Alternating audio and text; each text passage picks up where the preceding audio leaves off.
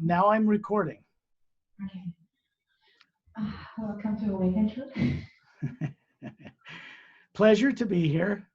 I'm just tell your people it takes some courage, I think, to look for waking up and finding hidden truth during this pandemic. ฉันก็บอกว่าดีใจที่มาที่นี่กันแบบนี้นะคะแต่ว่าที่มาทุกคนที่นี่บอกว่าทุกคนก็คือต้องใช้ความกล้าหาญเหมือนกันที่มาแบบนี้แล้วก็ต้องผ่านในเรื่องของสถานการณ์โควิดที่เรารู้กันด้วยนะคะแต่ทุกคนก็ยังมากันนะคะ Yeah. I record this on my end and then send it to Perry and she puts it up on our YouTube channel. The beauty of this is you can play it back later in the comfort and privacy of your own home when you won't be disturbed and gain some benefit from it. ก็บอกว่าเขาเรียกความสวยงามความดีของการทำครั้งนี้เนี่ยนะคะก็คือว่าพอจะทำให้เราลง YouTube เนี่ยนะคะซึ่งทุกคนสามารถจะไปฟังย้อนหลังได้หรือเราไปฟังที่บ้านก็ได้นะคะอยู่ในบรรยากาศของความสงบเงียบๆก็ฟังได้ค่ะ Since there are new people, do the new people know anything about the books I've published or anything else about what we do here yet? คนที่มาใหม่ได้รู้จักหนังสือของสกอตไหมคะงานของสกอตอะค่ะที่แพทย์พูดถึงในหนังสือ Yes. Okay, that's good. I've asked Perry to translate into Thai several of the best techniques at the back of the series agenda book that works for her. สกอตก็คือบอกว่าให้แพรรี่เนี่ยช่วยแปลแบบภาษาท้ายบทเลยนะคะที่อันบทไหนที่มันเวิร์กกับแพรรี่เนี่ยช่วยแปลนั้นให้ทุกคนได้รู้ด้วยนะคะ I did it, Scott. So when she can get one or two of those done, or even one at a time, maybe she would be so kind as to get them to you. Yeah. I already did. I already uploaded on YouTube channel to exercise. So yeah. Two of them they have already. Good. That's very important.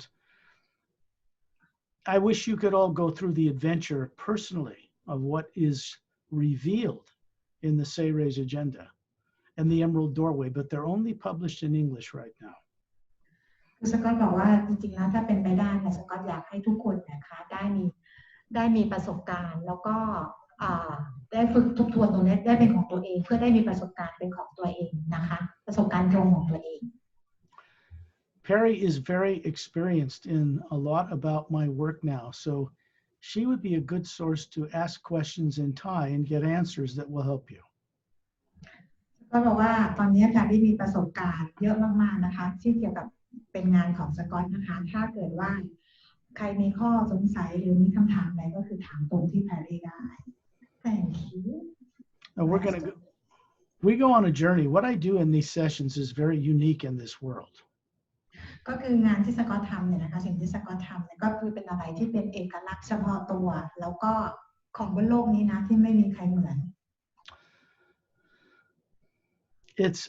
new information is important to understand, but it doesn't provide direct experience about what the information means. ข้อมูลข่าวสารใหม่ๆอะไรต่างๆก็แล้วแต่เลยนะคะถึงแม้ว่ามันจะดีมันจะมีความสำคัญเลยนะคะแต่ว่าไม่ได้ช่วยในการที่ทำให้เรามีประสบการณ์ถึง What I'm saying to you all here is that information alone will not free a consciousness or expand awareness.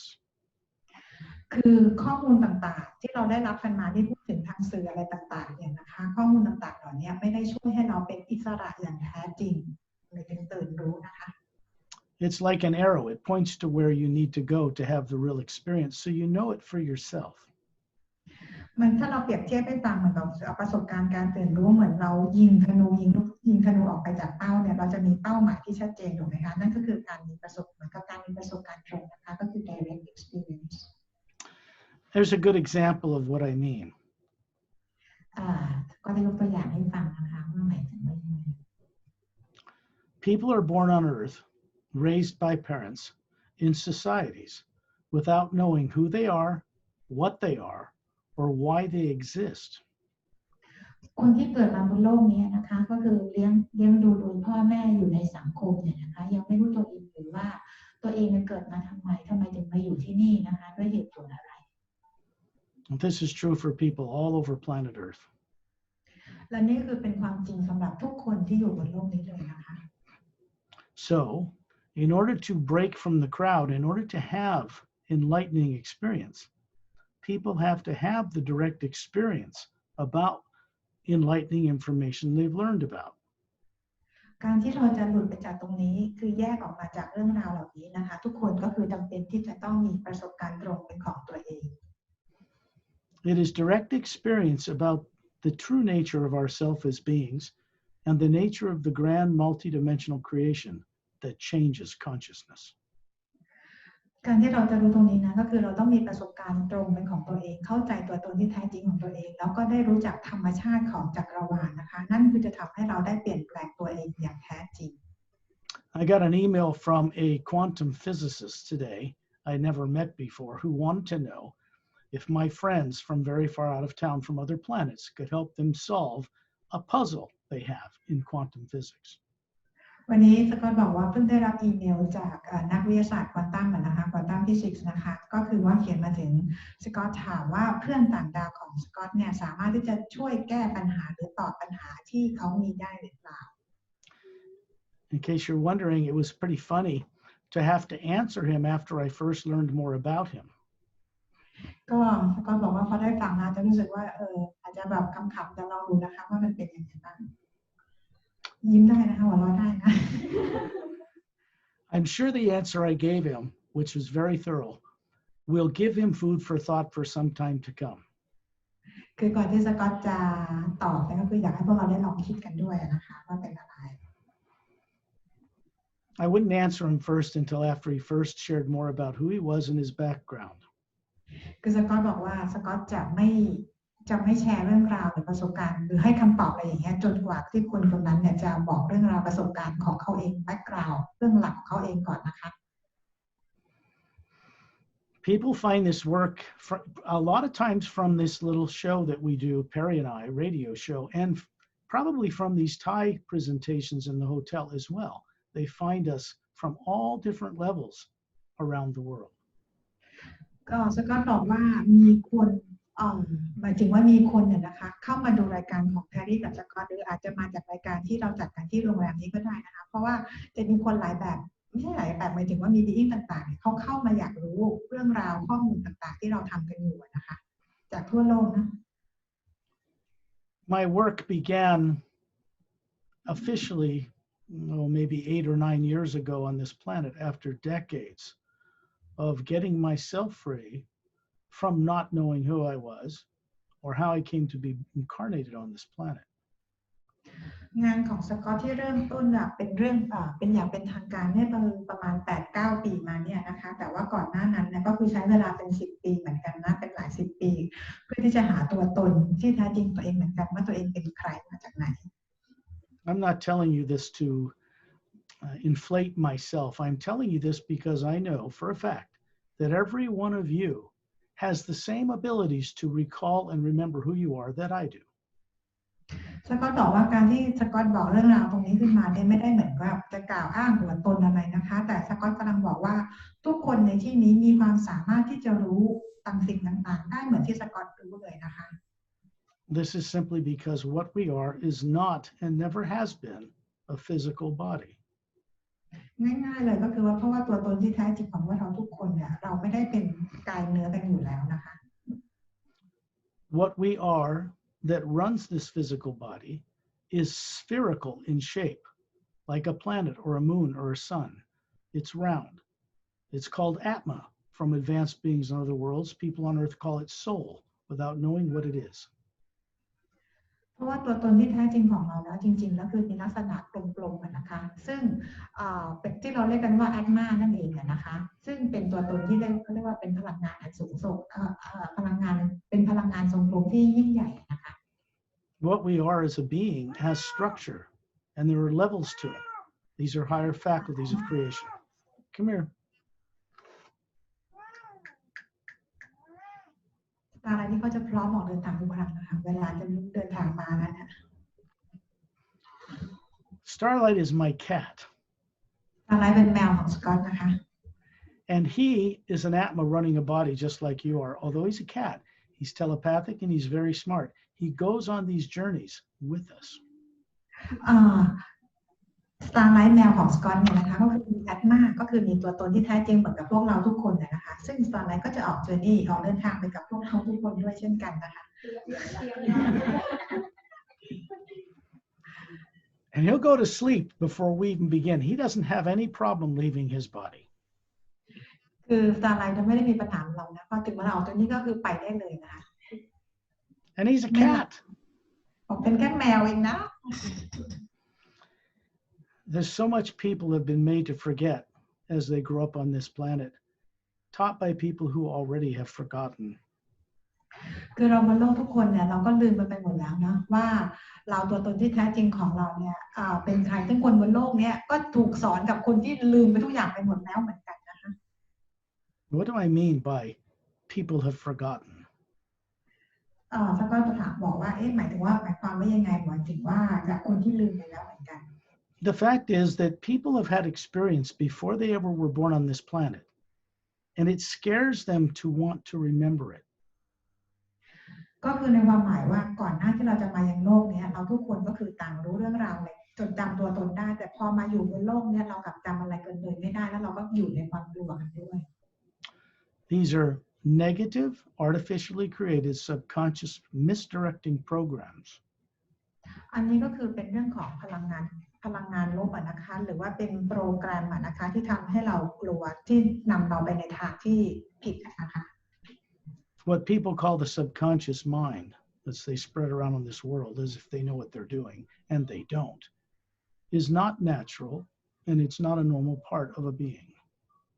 ซึ่งคนบนโลกเราเรียกว่าเป็น subconscious mind นะคะหรือว่าเป็นจิตใต้สำนึกซึ่งจริงแล้วมันเป็นสิ่งที่ไม่ถูกต้องนะคะมันไม่ควรจะเป็นแบบนั้น What I mean by this is there are things going on subconsciously that affect the way people make decisions on Earth. สิ่งที่สกอตพูดถึงเนี่ยก็คือหมายความว่ามันมีจิตใต้สำนึกของเราเนี่ยนะคะมันเป็นสิ่งที่ทำกระตุ้นให้คนบนโลกเนี่ยเกิดความกลัวโดยที่เราไม่รู้ตัว These kinds of things can be controlled or mastered by each one of you. ซึ่งเรื่องความกลัวตรงนี้นะคะเราสามารถที่จะควบคุมตรงนี้ของตัวเราเองได้ด้วยตัวเองนะคะ Simple way of putting it is how we use the creative imagination. วิธีการที่จะทำมันก็คือว่าการใช้จินตนาการอย่างสร้างสรรค์ที่ถูกต้องนั่นเอง The creative imagination, like daydreaming, when you sit out by a window and wonder about being somewhere else, is not fantasy. การใช้จินตนาการอย่างสร้างสรรค์เนี่ยนะคะก็เหมือนกับว่าเราฝันกลางวันนั่นเองนะคะมันไม่ได้ยากอะไรเลยนะคะ Everybody daydreams growing up, especially when they're a child. ทุก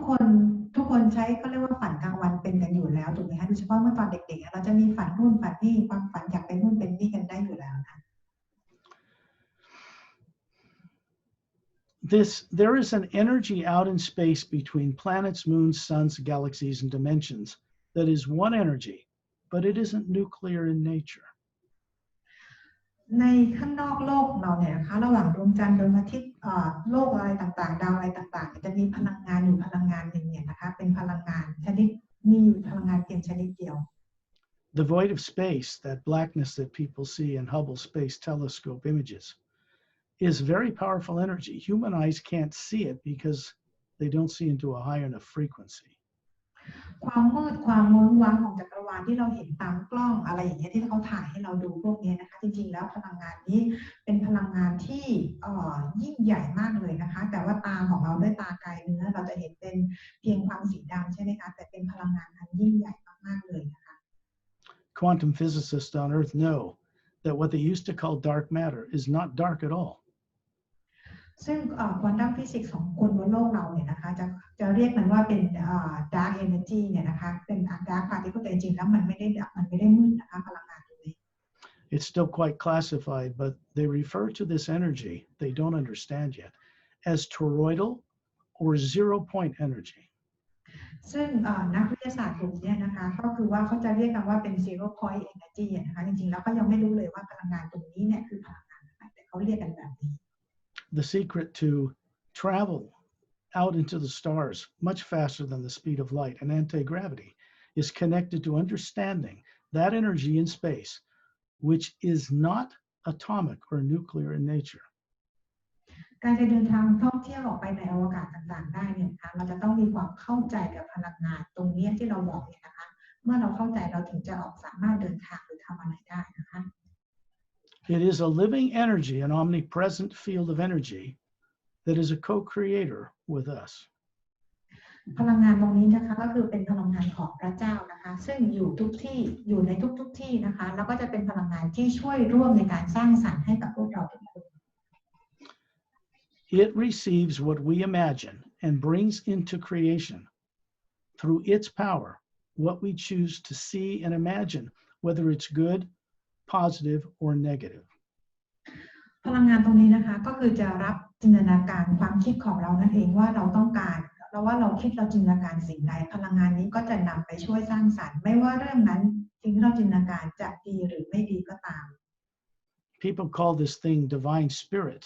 and pray to it without understanding it. ซึ่งคนบนโลกไม่เข้าใจเลยเรียกพลังงานนี้ว่าเป็นพลังงานของ divine spirit หรือพลังงานของพระเจ้าแล้วก็เอาไปใช้ในทางที่ไม่ถูกไปขอไปอะไรกันนั้นนะคะ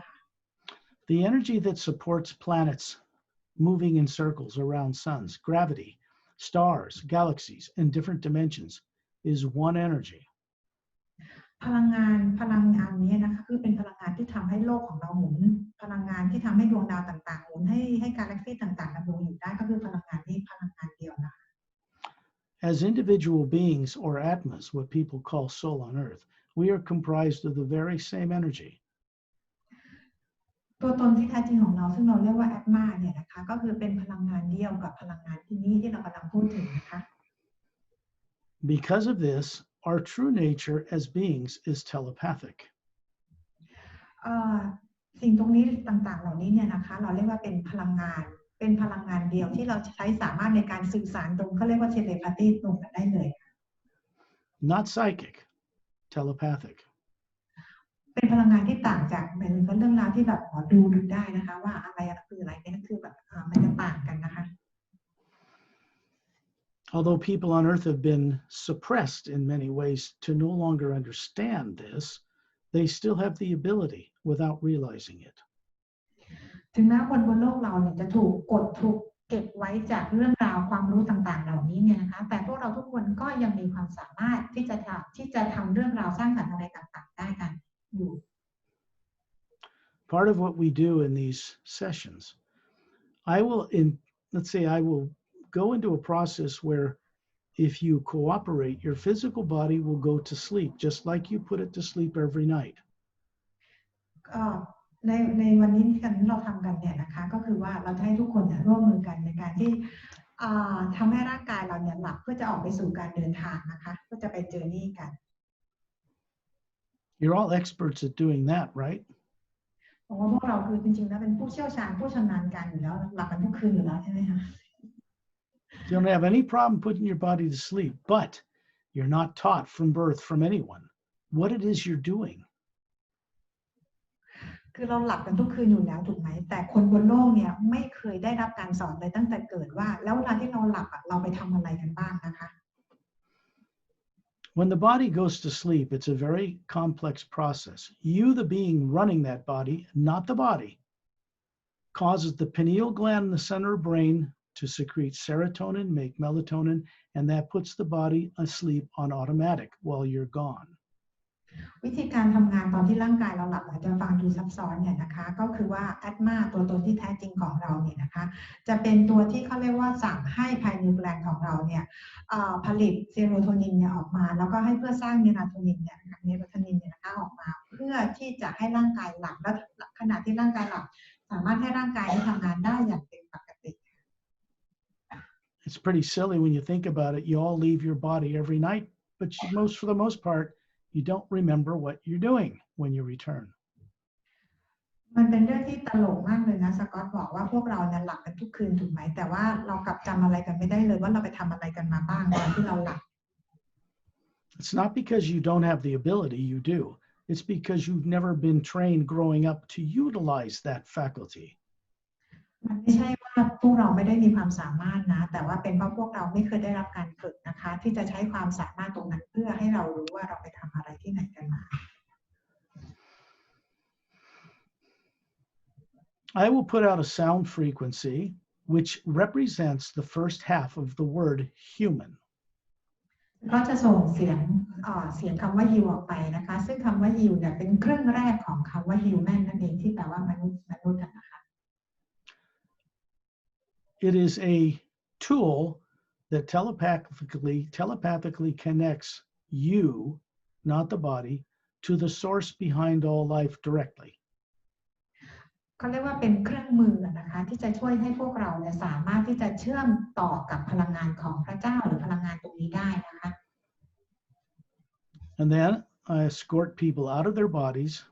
They do it every night anyway. They could be aware of their body, have an itch, listen to a sound in the corridor outside of the room in the hotel, and still have that body be asleep and still be fully aware of hearing my voice and seeing what I'm showing you on this journey. ก็คือเมื่อทำให้ร่างกายเราหลับแล้วเนี่ยแล้วก็คือจะมีการพาพวกเราเนี่ยนะคะนำพวกเราออกไปมีประสบการณ์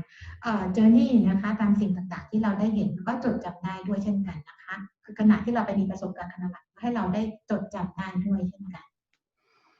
It's important to know that nothing of any negative nature can even approach us during this process.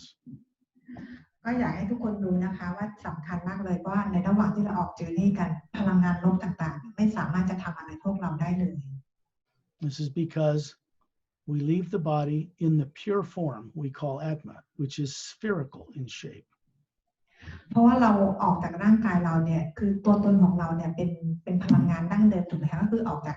ไปมีประสบการณ์ได้ตรงๆเลยก็คือไม่มีอันตรายใดทั้งสิ้นนะคะ And we meet with beings not from Earth, very advanced, very kind, that can assist us to recover more of who and what we are. แล้วบีอิงต่างๆที่ไม่ได้มาจากโลกของเราเนี่ยนะคะจะเป็นคนที่คอยช่วยพวกเราเนี่ยนะคะในการที่จะได้ไปมีประสบการณ์ต่างๆนั่นเองนะคะ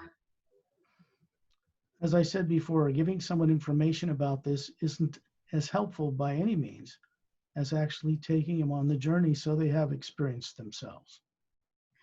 สำหรับบีอิงต่างๆที่เข้ามาช่วยเราเนี่ยนะคะในการออกเจอร์นี่ต่างๆเนี่ยก็คือเป็นบีอิงที่เป็นเหมือนกับว่าเป็นอาจารย์เลยเหมือนกันนะคะเขาเข้ามาช่วยเนี่ยเขาก็ได้มีประสบการณ์ของคือแต่ละคนที่เข้ามาทำนี้ก็จะได้มีประสบการณ์ของตัวเองด้วยเช่นกัน Here's the thing. Any form of negative emotion or negative imagination will keep you grounded to the physical body. ด้วยเรื่องของพลังงานลบนะคะหรืออะไรที่เป็นลบๆต่างๆเนี่ยไอ้พลังงานตรงนี้จะทำให้เราอยู่ติดกับโลกนี้ไม่ไปไหนนะคะ So when I go through this process and your body goes to sleep but you remain alert, all things that are of a negative nature in the subconscious are turned off. ในระหว่างที่สกอตจะพาพวกเราไปออกเจอร์นี่เนี่ยนะคะในกระบวนการต่างๆเหล่านี้เนี่ยก็คือว่าเรื่องของพลังงานลบหรือว่าสิ่งต่างๆที่รบกวนพวกเราจะถูกปิดลงนะคะ This is so you, the real being, can be free of this body and explore the multiverse with friends who can really help you recover what you were never taught on this earth. ก็คือนั่นหมายความว่าตัวตนที่แท้จริงของพวกเราทุกคนนั่นจะที่หมายถึงอัตมานะคะจะได้ออกไปมีประสบการณ์ตรงๆจริงๆกันเลยโดยที่คนบนโลกเราไม่ได้รับการสอนอย่างนี้มาเลยตั้งแต่เกิดนะคะ I'm taking the time to give more background of this work for the new people or people that are here for the first time. I believe, Perry, you said they're all somewhat familiar with my work, right? Yes. Okay. Then it's important, perhaps, if you have the books, the Sawyer's Agenda and Emerald Doorway, that if you can't read them, put them under your pillow at night. And beings I know will help you to understand what's in it by speaking to you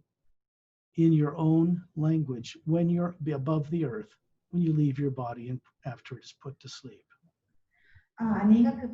สกอตเขาอยากจะบอกถึงคนใหม่นะคะที่มาคือคิดว่าเขาจะทุกคนเนี่ยคงจะได้รู้เรื่องของหนังสือของสกอตแล้วหนังสือ The Series เนี่ยนะคะแต่ว่าถ้าเกิดว่าเรายังไม่เข้าใจเป็นภาษาอังกฤษสกอตแนะนำว่าให้หนุนหนังสือเนี่ยนะคะเวลาที่เรานอนหลับเนี่ยนะคะเพราะว่าในตอนกลางคืนบีอิงต่างๆเนี่ยเขาจะเข้ามาช่วยเรานะคะเพื่อเราจดจำได้โดยที่บีอิงต่างๆเนี่ยเขาสามารถจะพูดภาษาไทยกับเราได้นะคะแต่นั่นคือเข้าไปช่วยเราในเวลาที่เราหลับนะคะ I get us above the earth in our true form, a spherical energy being that is not atomic or nuclear. It is energy, but it's not destructible. I get us above the earth because the earth's atmosphere is compacted with negative emotion and imagination. เวลาที่เราออกจากนี้กันไปตัวตนที่แท้จริงของเราก็คืออัตมาเนี่ยนะคะก็คือจะลอยอยู่ที่เหนือชั้นบรรยากาศโลกเพราะว่าเพื่อจะให้หลุดออกจากพลังงานลบต่างๆเนี่ยนะคะที่จะมารบกวนอะไรพวกเราได้ The more advanced beings that travel in ships beyond the stars also can leave their bodies consciously. โดยที่อีกต่างๆเนี่ยที่เขาเดินทางท่องเที่ยวไปด้วยยานบินอะไรต่างๆเนี่ยนะคะเขาเองก็สามารถที่จะทิ้งร่างกายไม่ใช่ทิ้งร่างกายปล่อยร่างกายของเขาไว้เนี่ยในยานแล้วก็ออกเดินทางด้วยตัวตนที่แท้จริงของพวกเขาด้วยเช่นกัน They live on worlds in our physical universe where they're taught this from birth. พวกเขาก็คือว่าอยู่ในโลกทางกายภาพในโลกของพวกเขาอะนะคะแต่ว่าพวกเขาได้รับการสอนเรื่องพวกนี้ตั้งแต่ตอนเกิดมาแล้ว So communicating telepathically, being to being, or traveling in ships faster than the speed of light is like riding a bus for them. ก็คือว่าก็เรียกว่าการสื่อสารกันทางจิตเนี่ยนะคะหรือว่าการขับยานสำหรับบีอิ้งต่างๆเนี่ยเปรียบได้ก็เหมือนกับว่าเขาขับรถบัสนั่นเองรถเมล์รถอะไรอย่างเงี้ยนะคะรถปกติที่เราขับกันนั่นเอง When you get in your car and turn on the key, it only goes somewhere because you turn on the key and drive it. This is also true of a physical body. If the being, which is you, does not get in and turn on the brain in the morning to run that body, it won't wake up. มันทำงานเหมือนกันนะคะก็คือว่าอย่างถ้าเกิดว่าเราจะไปไหนใช่ไหมเราก็คือต้องเอากุญแจเสียบรถแล้วก็สตาร์ทรถถึงจะเคลื่อนที่ไปไหนได้ใช่ไหมคะการทำงานของแอตมากับร่างกายนี้ก็เหมือนกันถ้าแอตมาไม่ activate ที่สมองของเราเพื่อให้ร่างกายเราขับเคลื่อนร่างกายเราก็จะไม่ขยับเช่นกันไม่ไปไหนกัน A human brain does not run the body. You do through it. สมองของเราไม่ได้เป็นตัวที่ขับเคลื่อนร่างกายนี้ให้เป็นการขยับหรือไปไหนนะแต่ว่าตัวตนที่แท้จริงของเราต่างหากเป็นตัวที่ทำให้ร่างกายของเราขยับและเคลื่อนไหว Here's another thing you need to know. นี่อีกเรื่องหนึ่งที่ทุกคนจะต้องรู้นะคะ There are certain esoteric or religious groups on Earth, very disciplined, that travel out of their bodies into the 4 lower dimensions, below what they call the void. ก็คือว่าจะมีกูรูหรือว่าคนที่เขามีความสามารถอะไรอย่างเงี้ยนะคะสามารถจะเดินทางท่องเที่ยวออกเดินทางไปยัง lower dimension ที่มีเพลนต่างๆได้เนี่ยนะคะ Some of them go into the void and find that it's just some kind of pale blue energy, but they don't find anything there. ก็คือมีอย่างอาจารย์ที่เรารู้จักกันอะไรเนี่ยนะคะก็คือจะไปกันถึงที่โวอยก็คือความว่างตรงนั้นเนี่ยนะคะแล้วก็เห็นเป็นพลังงานสีน้ำเงินแล้วก็จะบอกว่ามันก็คือมีอยู่ก็คือเหมือนกับเป็นความว่างไม่มีอะไรอยู่ตรงนั้น They're not taught something exists above it, so they never imagine it. And if you can't imagine it, you cannot go there. เพราะว่าพวกเขาเองก็ไม่ได้รับการถูกสอนเหมือนกันนะคะว่ามันมีอะไรที่อยู่สูงขึ้นไปเพราะว่าถ้าเกิดว่าไม่รู้ว่ามันมีอะไรที่อยู่สูงขึ้นไปก็ไม่สามารถที่จะจินตนาการหรือสร้างจินตนาการมองเห็นสิ่งที่อยู่เหนือนั้นขึ้นไปได้ Imagination is not made up in a human brain, ever. การจินตนาการไม่ได้ถูกสร้างขึ้นมาในสมองของเรานะคะ People are taught this incorrectly on Earth. เราไม่ได้รับการสอนเรื่องราวนี้อย่างถูกต้องนะคะ There is no motion picture camera or a projector screen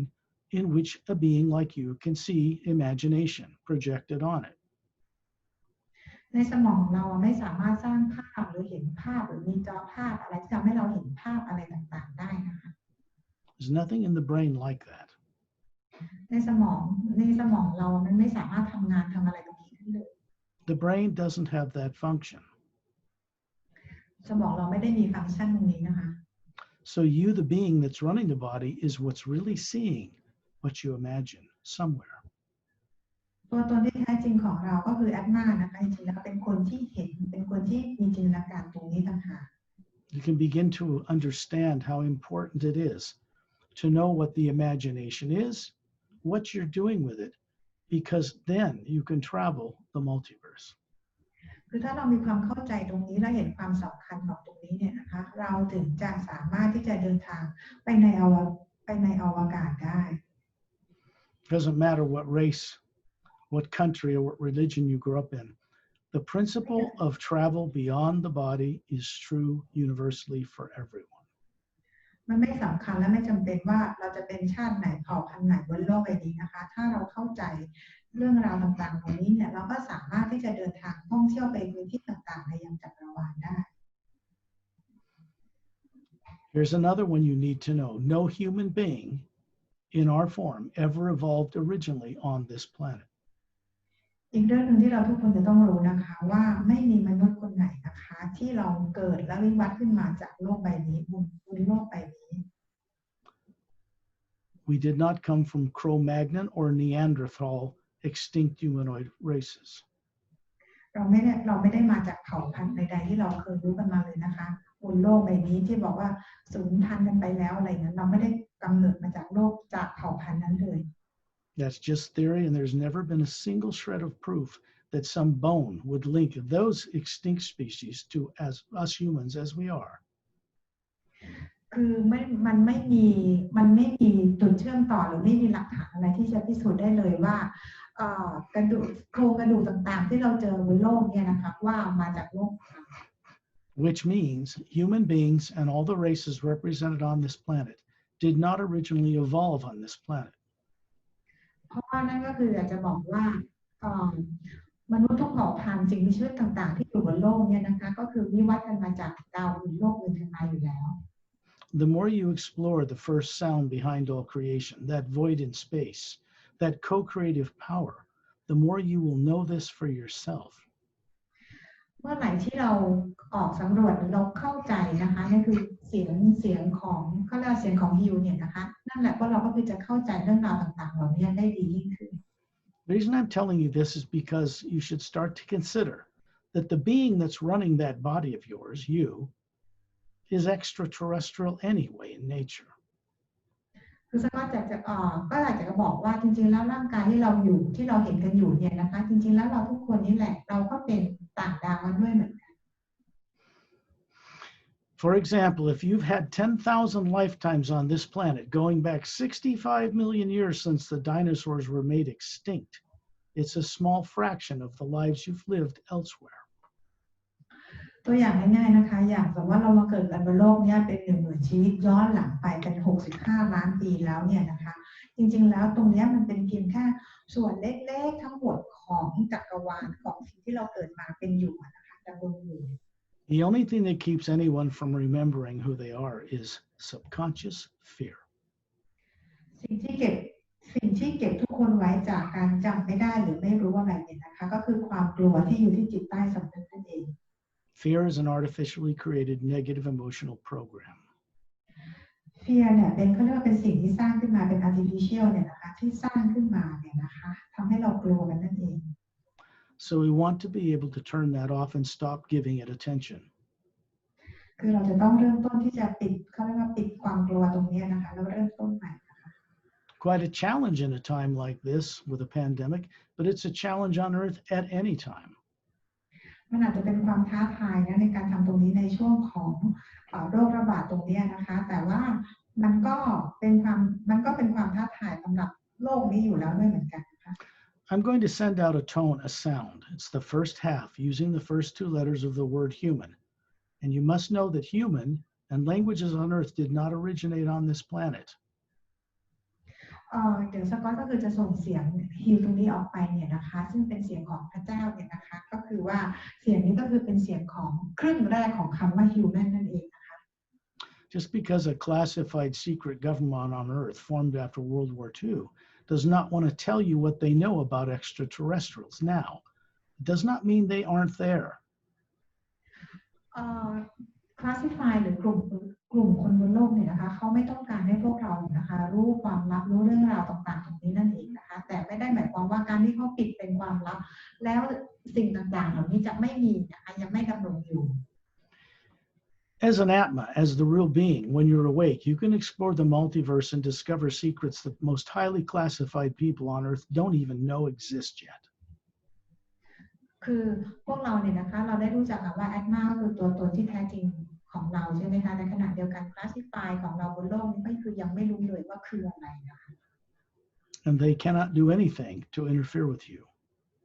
แล้วพวกเขาก็ไม่สามารถจะหยุดพวกเราได้เช่นกัน This is because when we work with this first sound behind creation, it provides a certain protection while you're recovering who you are. เมื่อไหร่นะคะที่เราส่งเสียงฮิวออกไปนะคะนั่นคือว่าพวกเราจะได้รับการปกป้องโดยที่ไม่มีอะไรที่จะมาทำร้ายเราได้นะคะ I'm going to send out this one sound. Just close your eyes, feel it, listen, and remember. This is not Om.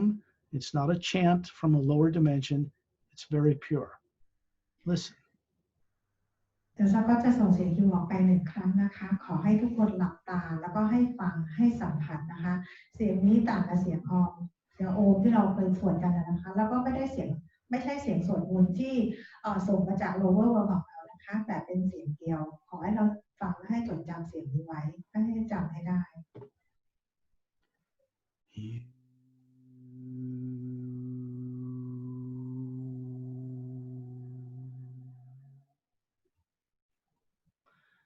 A round, whole sound,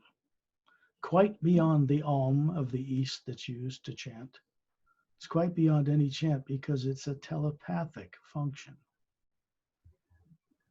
เสียงนี้นะคะก็ฟังเสียงคือเป็นเสียงกลมๆนะคะแต่ว่ามันเป็นเสียงที่อยู่เหนือเสียงออมที่เราสวดกันนะคะมันจะอยู่เหนือเสียงทั้งหมดนะคะ Perry can show you what you look like as an Atma or soul. ก็คือว่าแอดมาหรือโซลที่เรารู้กันนะคะก็คือเป็นกลมๆภาพที่แต่ที่เคยเห็นนะคะไม่ได้เอามาขอโทษที What you actually look like has structure. นั่นคือตัวตนที่แท้จริงของพวกเราทุกคนนะคะว่ามีลักษณะเป็นยังไง The little teardrop-shaped self-luminous lights in each layer of the spectrum of colors in concentric circles that make up what you are individual higher faculties of knowing. ก็คือว่าหยดน้ำแต่ละหยดที่อยู่ในแถบสีแต่ละแถบที่อยู่ในแอดมาตัวตนที่แท้จริงของเรานั่นคือในแต่ละหยดแต่ละแถบสีนั่นคือเป็นความสามารถสิ่งต่างๆที่เราสามารถจะทำไปได้นะคะ Awakening the use of those faculties takes exercising them. การที่จะไปปลุกเอาความสามารถต่างๆเนี่ยนะคะให้กลับมาใช้เนี่ยมันจะต้องมีการฝึกฝน The most swift way to get this done การที่จะทำเรื่องนี้ให้เกิดขึ้นได้ให้สำเร็จได้ is to work with the hue to connect to the sound beyond Earth that connects to the source behind and supporting all life. ก็คือต้องมีการทำงานกับเสียงนี้นะคะซึ่งเสียงนี้ก็คือจะมีการเชื่อมต่อไปกับพลังงานที่อยู่ด้านนอกนะคะเชื่อมต่อไปยังพลังงานที่ส่งมาจากข้างบนก็คือพลังงานจากพระเจ้านั่นเอง That place originates far above the void known to certain groups on Earth. สถานที่นั้นนะคะก็คือว่าอยู่ในที่ที่สูงมากๆเลยนะคะอยู่สูงจากเหนือจากโลกเราไปมากๆเลย When you go there and experience it yourself, you understand. เมื่อเราไปที่นั่นแล้วไปมีประสบการณ์ของเราเองเราก็คือจะเข้าใจ There is no supreme being sitting on a throne up there in some heaven. ไม่มีบีอิงใดนะคะหรือพระเจ้าองค์ใดนะที่เป็นนั่งอยู่บนบัลลังก์นะคะนั่งอยู่เฉยๆตรงนั้นนะ There is a source behind all life, but it does not demand that you worship it. มีแต่เพียงพระผู้สร้างนะคะซึ่งจะคอยซัพพอร์ตการดำรงอยู่ของทุกสรรพสิ่งซึ่งไม่เคยร้องขอให้ทุกคนได้มาเคารพหรือกราบไหว้บูชา This is because what makes up the energy of each individual being is comprised of the same energy as that source. เพราะว่าพลังงานของทุกคนเนี่ยนะคะก็เป็นพลังงานเดียวกับพลังงานของต้นกำเนิดของพระผู้สร้างนั่นเอง There are beings that operate in the 4 lower dimensions of time and space that demand worship. They are tyrants. beings นะคะที่อยู่ที่ทำงานที่อยู่ใน lower world ของเราเนี่ยที่ต้องการให้คนเนี่ยมีการกราบไหว้บูชาให้คนเชื่อถือศรัทธานั่นก็คือเป็นการทำงานแบบของ Thailand. Our job is to stop playing in kindergarten with them and go beyond them. หน้าที่ของพวกเราก็คือเลิกทำตัวเป็นเด็กในการเคารพเชื่อฟังพวกเขาแล้วให้ขึ้นไปที่ upper world. This is still up to each individual. แต่นี่คือเป็นเรื่องของแต่ละบุคคลนะคะ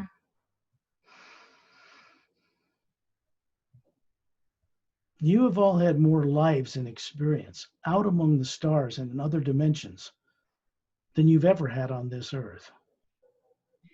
เราจะออกไปมีประสบการณ์กันยังดาวอื่นโลกอื่นกันนะคะซึ่งเรายังไม่เคยมีประสบการณ์แบบนี้กันมาก่อนเลยในโลกนี้ Down deep, everyone in this hotel knows they should know a lot more than they do, and that one time they did. ซึ่งเราทุกคนในโรงแรมในวันนี้นะคะจริงๆแล้วลึกๆแล้วพวกเราทุกคนนะคะรู้เรื่องราวเหล่านี้ได้มากกว่าที่เราเข้าใจกันอีกซึ่งครั้งหนึ่งพวกเราก็เคยรู้เรื่องราวต่างๆเหล่านี้กันมาแล้ว We all come from this source originally, far above the void, to play in the worlds of time and space and run bodies. พวกเราทุกคนเนี่ยนะคะก็คือมาจากที่อยู่เหนืออยู่สูงขึ้นไปอยู่สูงความว่างเปล่าหรือนิพพานตรงนั้นขึ้นไปอีกนะคะ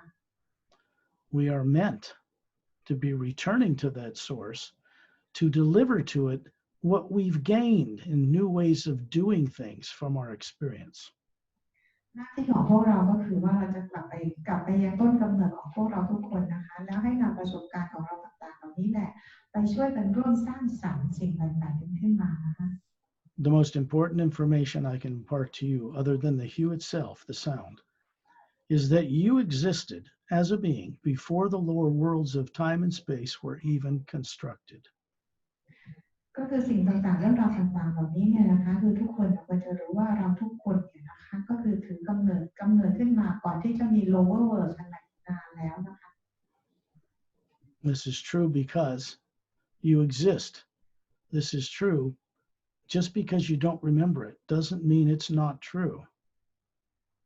อันนี้คือเป็นเรื่องจริงที่มันดำรงอยู่นะคะทีนี้การที่ถ้าเกิดว่าเราไม่รู้ในชีวิตนี้ในโลกนี้ไม่ได้หมายความว่ามันไม่จริงค่ะ We are meant to be consciously trustworthy co-creators with that source. พวกเราทุกคนเนี่ยจริงๆแล้วก็คือว่าได้รับเขาเรียกอะไรนี้ก็ได้รับการเชื่อถือเลยนะคะเพื่อจะมาช่วยกันสร้างสรรค์ร่วมกันกับพระผู้สร้างนั่นเอง Not co-slaves of it, not co-worshippers, co-creators. เราไม่ได้เป็นทาสนะคะไม่ได้เป็นเขาเรียกอะไรรับใช้ใครแต่ว่าเราเป็น co-creator ผู้ร่วมในการสร้างสรรค์ All that's required is that we awaken how to respect that source, each other, and all life that exists in the entire multiverse. สิ่งที่ขอร้องก็คือว่าเพียงแต่ขอร้องให้พวกเราทุกคนเนี่ยเคารพในซอสนะคะเคารพในพระผู้สร้างแล้วเคารพในทุกสรรพสิ่งในโลกนี้นั่นเองในทั้งจักรวาลนะคะเคารพในกันและกันนั่นเอง To have the freedom and true free will we seek, we have to be aware of what all that life is. And as the Atma, not the body, you are all capable of this. พวกเรามีสิทธิ์ที่จะค้นหาว่าการดำรงอยู่คืออะไรนะคะการมีชีวิตอยู่ทั้งที่อื่นที่ดาวบนโลกอื่นเนี่ยเป็นยังไงนะคะนั่นคือเป็นการร่วมกันสร้างสรรค์นั่นเองค่ะ When I'm speaking to you, I'm speaking to you telepathically from the white core of the sphere that I am as a solar Atma to you, hovering above your body right now. สิ่งที่สก๊อตกำลังสื่อกับพวกเราทุกคนเนี่ยเราเรียกว่าเป็นการสื่อกันทางจิตนะคะซึ่งการสื่อกันทางจิตเนี่ยก็คือสื่อกันจากแกนกลางของตัวเราก็คือแสงสีขาวที่อยู่ตรงกลางของแอตมาของพวกเราทุกคนนะคะนั่นคือเป็นการสื่อกันตรงซึ่งการสื่อกันตรงนี้เรากำลังสื่อกันอยู่ที่ชั้นบรรยากาศเหนือโลกขึ้นไป Let's go on a little journey above the atmosphere of planet Earth. เดี๋ยวเราจะออกเดินทางเดี๋ยวแอตมาตัวตนของเราเนี่ยจะออกเดินทางกันไปนะคะเหนือจากชั้นบรรยากาศโลกขึ้นไป If you've been brought up disbelieving in your ability this way and that it's some kind of fantasy, you have been misdirected. เดี๋ยวเราจะได้มีประสบการณ์แบบไปเนี่ยนะคะก็คือจะเป็นประสบการณ์ตรงนะคะมันไม่ได้เป็นเหมือนกับเป็นแฟนตาซีนะแต่ก็คือเราไปเรียนประสบการณ์กันนะคะ I ask you to close your eyes ให้เราหลับตานะคะ because then your brain is turned off from seeing this outside world. ก็ทำให้สมองเราเนี่ยนะคะก็คือปิดจากการมองเห็นจากโลกภายนอก Now, just like in daydreaming, imagine walking on a beach in Thailand you've been to before. ก็ให้เราลองจินตนาการดูนะคะว่าเรากำลังเดินเล่นอยู่บนชายหาดในประเทศไทยที่เราเคยทำกันไว้นั่นเอง Or walking somewhere near the mountains where you've been before. หรือว่าจะจินตนาการถึงเรากำลังเดินอยู่แถวบริเวณภูเขาก็ได้นะคะที่เราเคยไปกันมา Or walking along a city street in Thailand you've been down many times. หรือจินตนาการถึงว่าเรากำลังเดินข้างถนนที่เราก็ทำไปเป็นประจำอยู่แล้ว What is seeing this is not in your brain. สิ่งที่เราเห็นเราไม่ได้เห็นจากสมองของเรานะคะ You are spherical, indestructible energy. สิ่งที่เห็นนั่นก็คือว่ามาจาก energy ก็คือตัวตนที่แท้จริงของเรานั่นเองนะคะ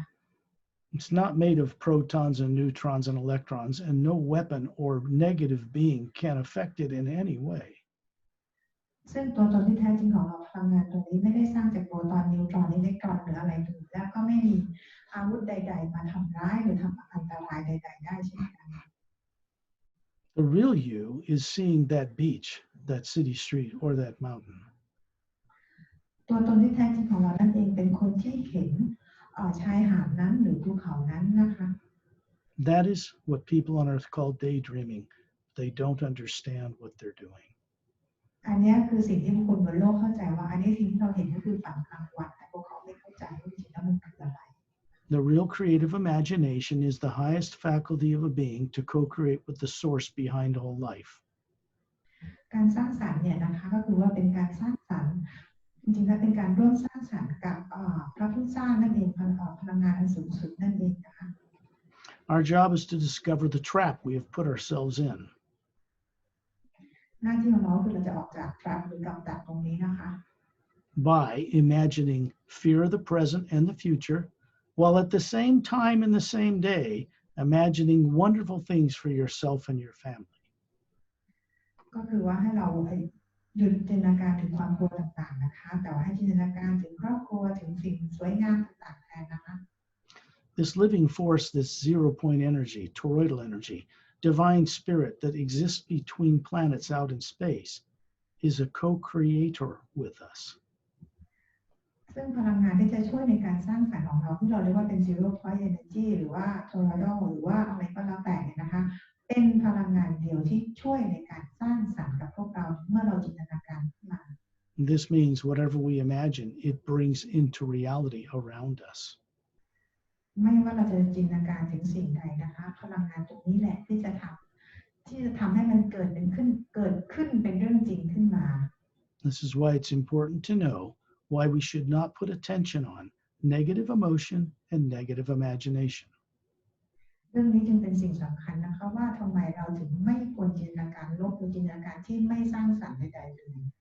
Because then we're just simply opening ourselves to connect to that negativity that surrounds the atmosphere of this planet. เพราะนั่นก็คือหมายความว่าเราก็คือไปใช้พลังงานลบด้านนี้ไปใช้ในการสร้างสรรค์ทำให้มันเกิดเรื่องลบๆต่างๆนั้นขึ้นมา You're going to discover when you work with the first sound behind all creation and the new ray of consciousness in this you word, this sound, it will turn such things as negative emotions and thought off.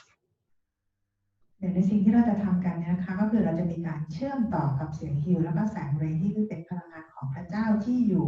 ทั่วไปนั่นเองนะคะเพื่อจะเป็นการปิดจินตนาการที่ไม่สร้างสรรค์นั่นเอง It's very uplifting. ซึ่งเป็นพลังงานที่ช่วยในการเขาเรียกว่า uplifting. This gives you direct experience to pursue it further with childlike wonder. ซึ่งการจินตนาการแบบนี้นะคะก็คือจะทำให้เราได้สร้างสรรค์ได้อย่างดีโดยให้ใช้จินตนาการสร้างสรรค์เหมือนกับว่าเราเป็นเด็กๆที่มีความร่าเริงสดใสอยากรู้อยากเห็นนะคะ Just decide not to put attention on fear in any form. Be who you are. เพียงแต่ว่าให้รู้ว่าอย่าไปใช้จินตนาการสร้างสรรค์ในทางที่ลบนะคะขอให้รู้ว่าตัวตนของเราเป็นใครแล้วก็เป็นตัวของตัวเอง What you really are has never been a part of negative emotion or imagination. You've just been manipulated to use your creative imagination in that way. ซึ่งตัวตนที่แท้จริงของเราเนี่ยไม่ใช่อารมณ์ความรู้สึกหรือภาวะอารมณ์สภาพอารมณ์ต่างๆเลยนะคะเพราะนั่นน่ะมันเป็นเพียงสิ่งที่ถูกสร้างขึ้นมานั่นเองเพราะไม่ใช่ตัวตนที่แท้จริงของเราเลย I'm going to put out the hue sound now in higher tones, and this will help your body go into the trance state we call sleep. You put it in every night, but you will also hear my voice and stay aware. And then we're going on a journey through the creative imagination above the planet Earth. เดี๋ยวสกอตก็คือจะส่งเสียงฮิวออกไปนะคะซึ่งเสียงฮิวเนี่ยก็คือจะเป็นเสียงที่เชื่อมต่อกับพลังงานที่อยู่ข้างนอกนั่นเองนะคะหมายถึงว่าพลังงานที่อยู่รอบๆตัวเรานะคะบรรยากาศของชั้นบรรยากาศข้างบนในจักรวาลเนี่ยซึ่งเสียงเนี่ยคือจะทำให้เหมือนกับเราหลับไปนะคะเพื่อเราจะออกเจอร์นี่กันนั่นเองนะคะโดยปลอดภัยนะ Look at it this way. You do it every night when the body's asleep, largely not remembering what you do when you come back. You also do it when the body ceases to function at the thing we call death. So we might as well get consciously aware of this ability now. ก็คือความสามารถตรงนี้นะคือจริงๆแล้วเราทำทุกคืนกันอยู่แล้วเวลาที่เราหลับนะคะเราก็ออกเดินทางกันไปอยู่แล้วแต่ตรงนี้ความหมายก็คือว่าที่เราทำกันตอนนี้ในวันนี้ขณะนี้ก็คือว่าเมื่อเราออกเจอนี่ไปแล้วเราทำในขณะที่เรายังมีสติสัมปชัญญะรู้ตัวทุกอย่างนะคะซึ่งจริงๆแล้วการมีประสบการณ์ตรงนี้มันก็ไม่ต่างกับจริงๆแล้วเวลาที่เราตายไปก็คือร่างเราออกจากร่างเรานั่นเองนะคะ None of you, or most of you, probably never learned any of this growing up on Earth. ซึ่งหลายๆคนหรือจริงๆแล้วพวกเราถ้าเกิดไม่ได้มารู้จักตรงนี้ก็คงจะรู้ว่าเราจะไม่เคยมีการสอนในเรื่องสิ่งต่างๆเหล่านี้ให้กับคนบนโลกเลย So why would you be confident and comfortable with it as an adult? ฉะนั้นแล้วเนี่ยมันก็เหมือนกับว่าอาจจะเป็นเรื่องที่แบบอาจจะยากนิดนึงนะเราอาจจะรู้สึกแบบไม่ค่อยแบบสบายสะดวกสบายร่างกายเราไม่ค่อยผ่อนคลายเท่าไหร่นะคะถ้าเราไม่มีประสบการณ์ตรงนี้กันมาก่อนนะ To be an enlightened being running a man or a woman's body, you have to know and recover what you are and has always been that is not and never has been a physical body. การที่เราจะมารู้เรื่องราวตรงนี้เนี่ยนะคะก็คือว่าขอให้เรารู้ว่าเราเนี่ยไม่ใช่ร่างกายนี้เป็นอยู่แล้วนะคะก่อนที่เราจะมารันร่างกายนี้ไม่ว่าจะเป็นผู้หญิงหรือผู้ชายเนี่ยเพราะว่าตัวตนที่แท้จริงของเราแล้วก็คือAtma นั่นเองนะคะ It is our destiny as human beings to become co-creators with the source behind all life. มันก็เหมือนกับเป็นชะตาชีวิตหรือเส้นทางชีวิตของพวกเราทุกคนนะคะที่เราจะต้องร่วมสร้างสรรค์กับพระผู้สร้างนั่นเอง This is true, and you will discover this for yourself. อันนี้คือความจริงนะและทุกคนก็คือจะได้ค้นพบความจริงนี้ด้วยตัวของตัวเอง I will send out these you sounds, and they will help you put that body to sleep. It means you're going to be making the pineal gland, the center of the brain, secrete serotonin, make melatonin, and put it to sleep, just like you do every night. ซึ่งสกอตก็คือจะส่งเสียงฮิวออกไปนะคะนั่นก็คือว่าเป็นการทำให้อัตมาตัวตนที่แท้จริงของเราเนี่ยสั่งให้ภายในแกลนที่อยู่ในตรงส่วนกลางของสมองของเราเนี่ยนะคะมีการสั่งหรือผลิตฮอร์โมนเซโรโทนินออกมาเพื่อให้สร้างเมลาโทนินออกมาเหมือนกับตอนกลางคืนที่เราหลับนั่นเองนะคะ I will begin these tones now, and then we'll go on a journey. แต่สกอตจะส่งเสียงฮิวนี้ออกไปนะคะเราก็จะเริ่มออกเดินทาง You.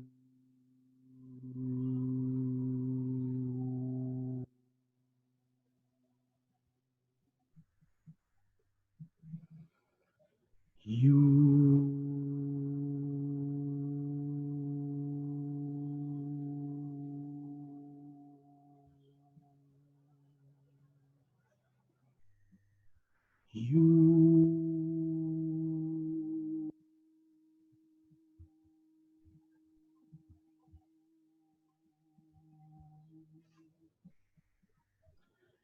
อยู่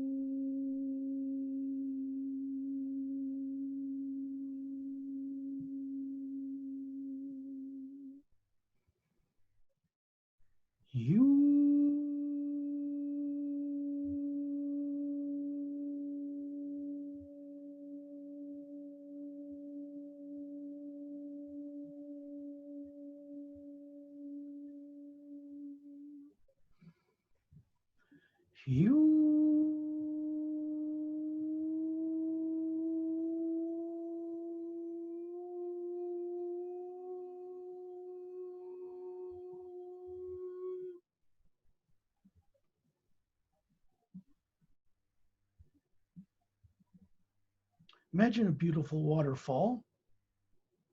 in a tropical setting, dropping 3 tiers, 3 levels down into a beautiful oval turquoise-colored small lake. ให้จินตนาการถึงน้ำตกนะคะที่ตกลงมาก็เป็นน้ำตกที่ค่อนข้างสูงนะคะลงไปยังมหาแม่น้ำทะเลสาบนะคะ Scott, can you talk a little louder, please? This exists somewhere. อันนี้คือเป็นน้ำตกที่เราเห็นอยู่สักที่หนึ่งนะคะ Imagine an orange being held in your hand in front of your face. แล้วก็จินตนาการถึงส้มนะคะที่เราถืออยู่ในมือเนี่ยนะคะ Imagine walking along a black sandy beach in a tropical paradise. จินตนาการถึงว่าเรากำลังเดินอยู่บนหาดทรายสีดำ Imagine walking on a beach in Thailand. จินตนาการถึงว่าเรากำลังเดินอยู่บนชายหาดในประเทศไทย And you are happy and there is a smile on your face. แล้วเราก็มีความสุขแล้วก็เห็นสีหน้าแห่งความสุขรอยยิ้มบนใบหน้าของเรา Now imagine you are by the ceiling, up by the ceiling of the room in the hotel, as a spherical luminous ball of light, looking down on your sleeping physical form. ตอนนี้ให้เราจินตนาการนะคะว่าตัวตนที่แท้จริงของเราก็คือเป็นกลมๆเนี่ยนะคะลอยอยู่เหนือลอยอยู่ที่เพดานของโรงแรมนี้นะคะแล้วย้อนกลับลงมาดูร่างกายของตัวเองที่นั่ง Imagine being up at 10,000 feet looking down on the ceiling of the hotel from the sky. จินตนาการนะคะว่าเราอยู่บนท้องฟ้ามองลงมาที่ความสูงประมาณ10,000 ฟุตเห็นเพดานของโรงแรม Now imagine being out in space like the space shuttle, a little further out, looking down on this beautiful blue-green jewel of a world with oceans and polar ice caps. ตอนนี้ให้จินตนาการสูงขึ้นไปอีกนะคะว่าเราอยู่ในชั้นบรรยากาศเหนือโลกขึ้นไปมองลงมาก็คือเห็นเป็นมหาสมุทรนะคะแล้วก็เห็นเป็นขั้วแม่เหล็กของโลกนะคะทั้งเหนือและใต้ You do not feel heat or cold. The radiation from the sun will not bother you. You are an energy sphere, a living entity, spherically shaped, made of energy that is not atomic in nature. ไม่ได้รู้สึกถึงความร้อนหรือความหนาวนะคะแล้วก็ไม่ได้รู้สึกถึงของแสงแดดนั้นด้วยนะคะเพราะว่าเราคือพลังงานที่ไม่ได้เป็นอะตอมไม่ได้เป็นนิวเคลียร์อะไรทั้งนั้นไม่ได้เป็นนิวเคลียสอะไรทั้งนั้นนะคะแต่เป็นพลังงานกลมๆเป็นพลังงานของพระเจ้า Everyone in the hotel can now see themselves as a spherical being in a circle around another being I will introduce you to, and we're floating as a circle of beings around another being up in space above planet Earth. ตอนนี้นะคะเราจินตนาการว่าพวกเรานะคะแอสบีคือแอดมานะคะของพวกเราทุกคนที่อยู่ในโรงแรมนี้นะคะกำลังบินไปไม่ใช่กำลังลอยขึ้นไปนะคะเพื่อจะไปอยู่รอบๆบีอิงซึ่งจะก็จะแนะนำให้เรารู้จักนะคะว่าบีอิงนั้นมีใครบ้าง You can see a physical body that looks just like you, but perfectly healthy, vibrant, strong, about 36 years old, standing in space in front of you, looking at it. The spherical you is looking at this energy form that looks human, just like you. เราจะเห็นว่าร่างกายที่เราเห็นเนี่ยนะคะจะมีร่างกายเหมือนตัวเราที่อยู่บนโลกนี้นี่เองแต่ว่าร่างกายนั้นจะตัวคือจะดูอ่อนเยาว์กว่าร่างกายประมาณสัก36 ปีนะคะก็คือว่าดูใสๆดูมีสุขภาพดีกว่านะคะให้เรามองดูตัวเองด้วย You can see Perry with a 36-year-old perfect body in front of the Atma she is at some point in that circle, smiling at you. ทุกคนเห็นแพรรี่ไหมคะที่ยืนอยู่นะคะก็คือแพรรี่จะมีลักษณะอายุประมาณ36 ปีเช่นกันว่ามีสุขภาพที่ร่างกายที่สมส่วนและแข็งแรงนะคะตอนยิ้มให้ทุกคนอยู่ This body that looks physical does not need to breathe. There's no air in space.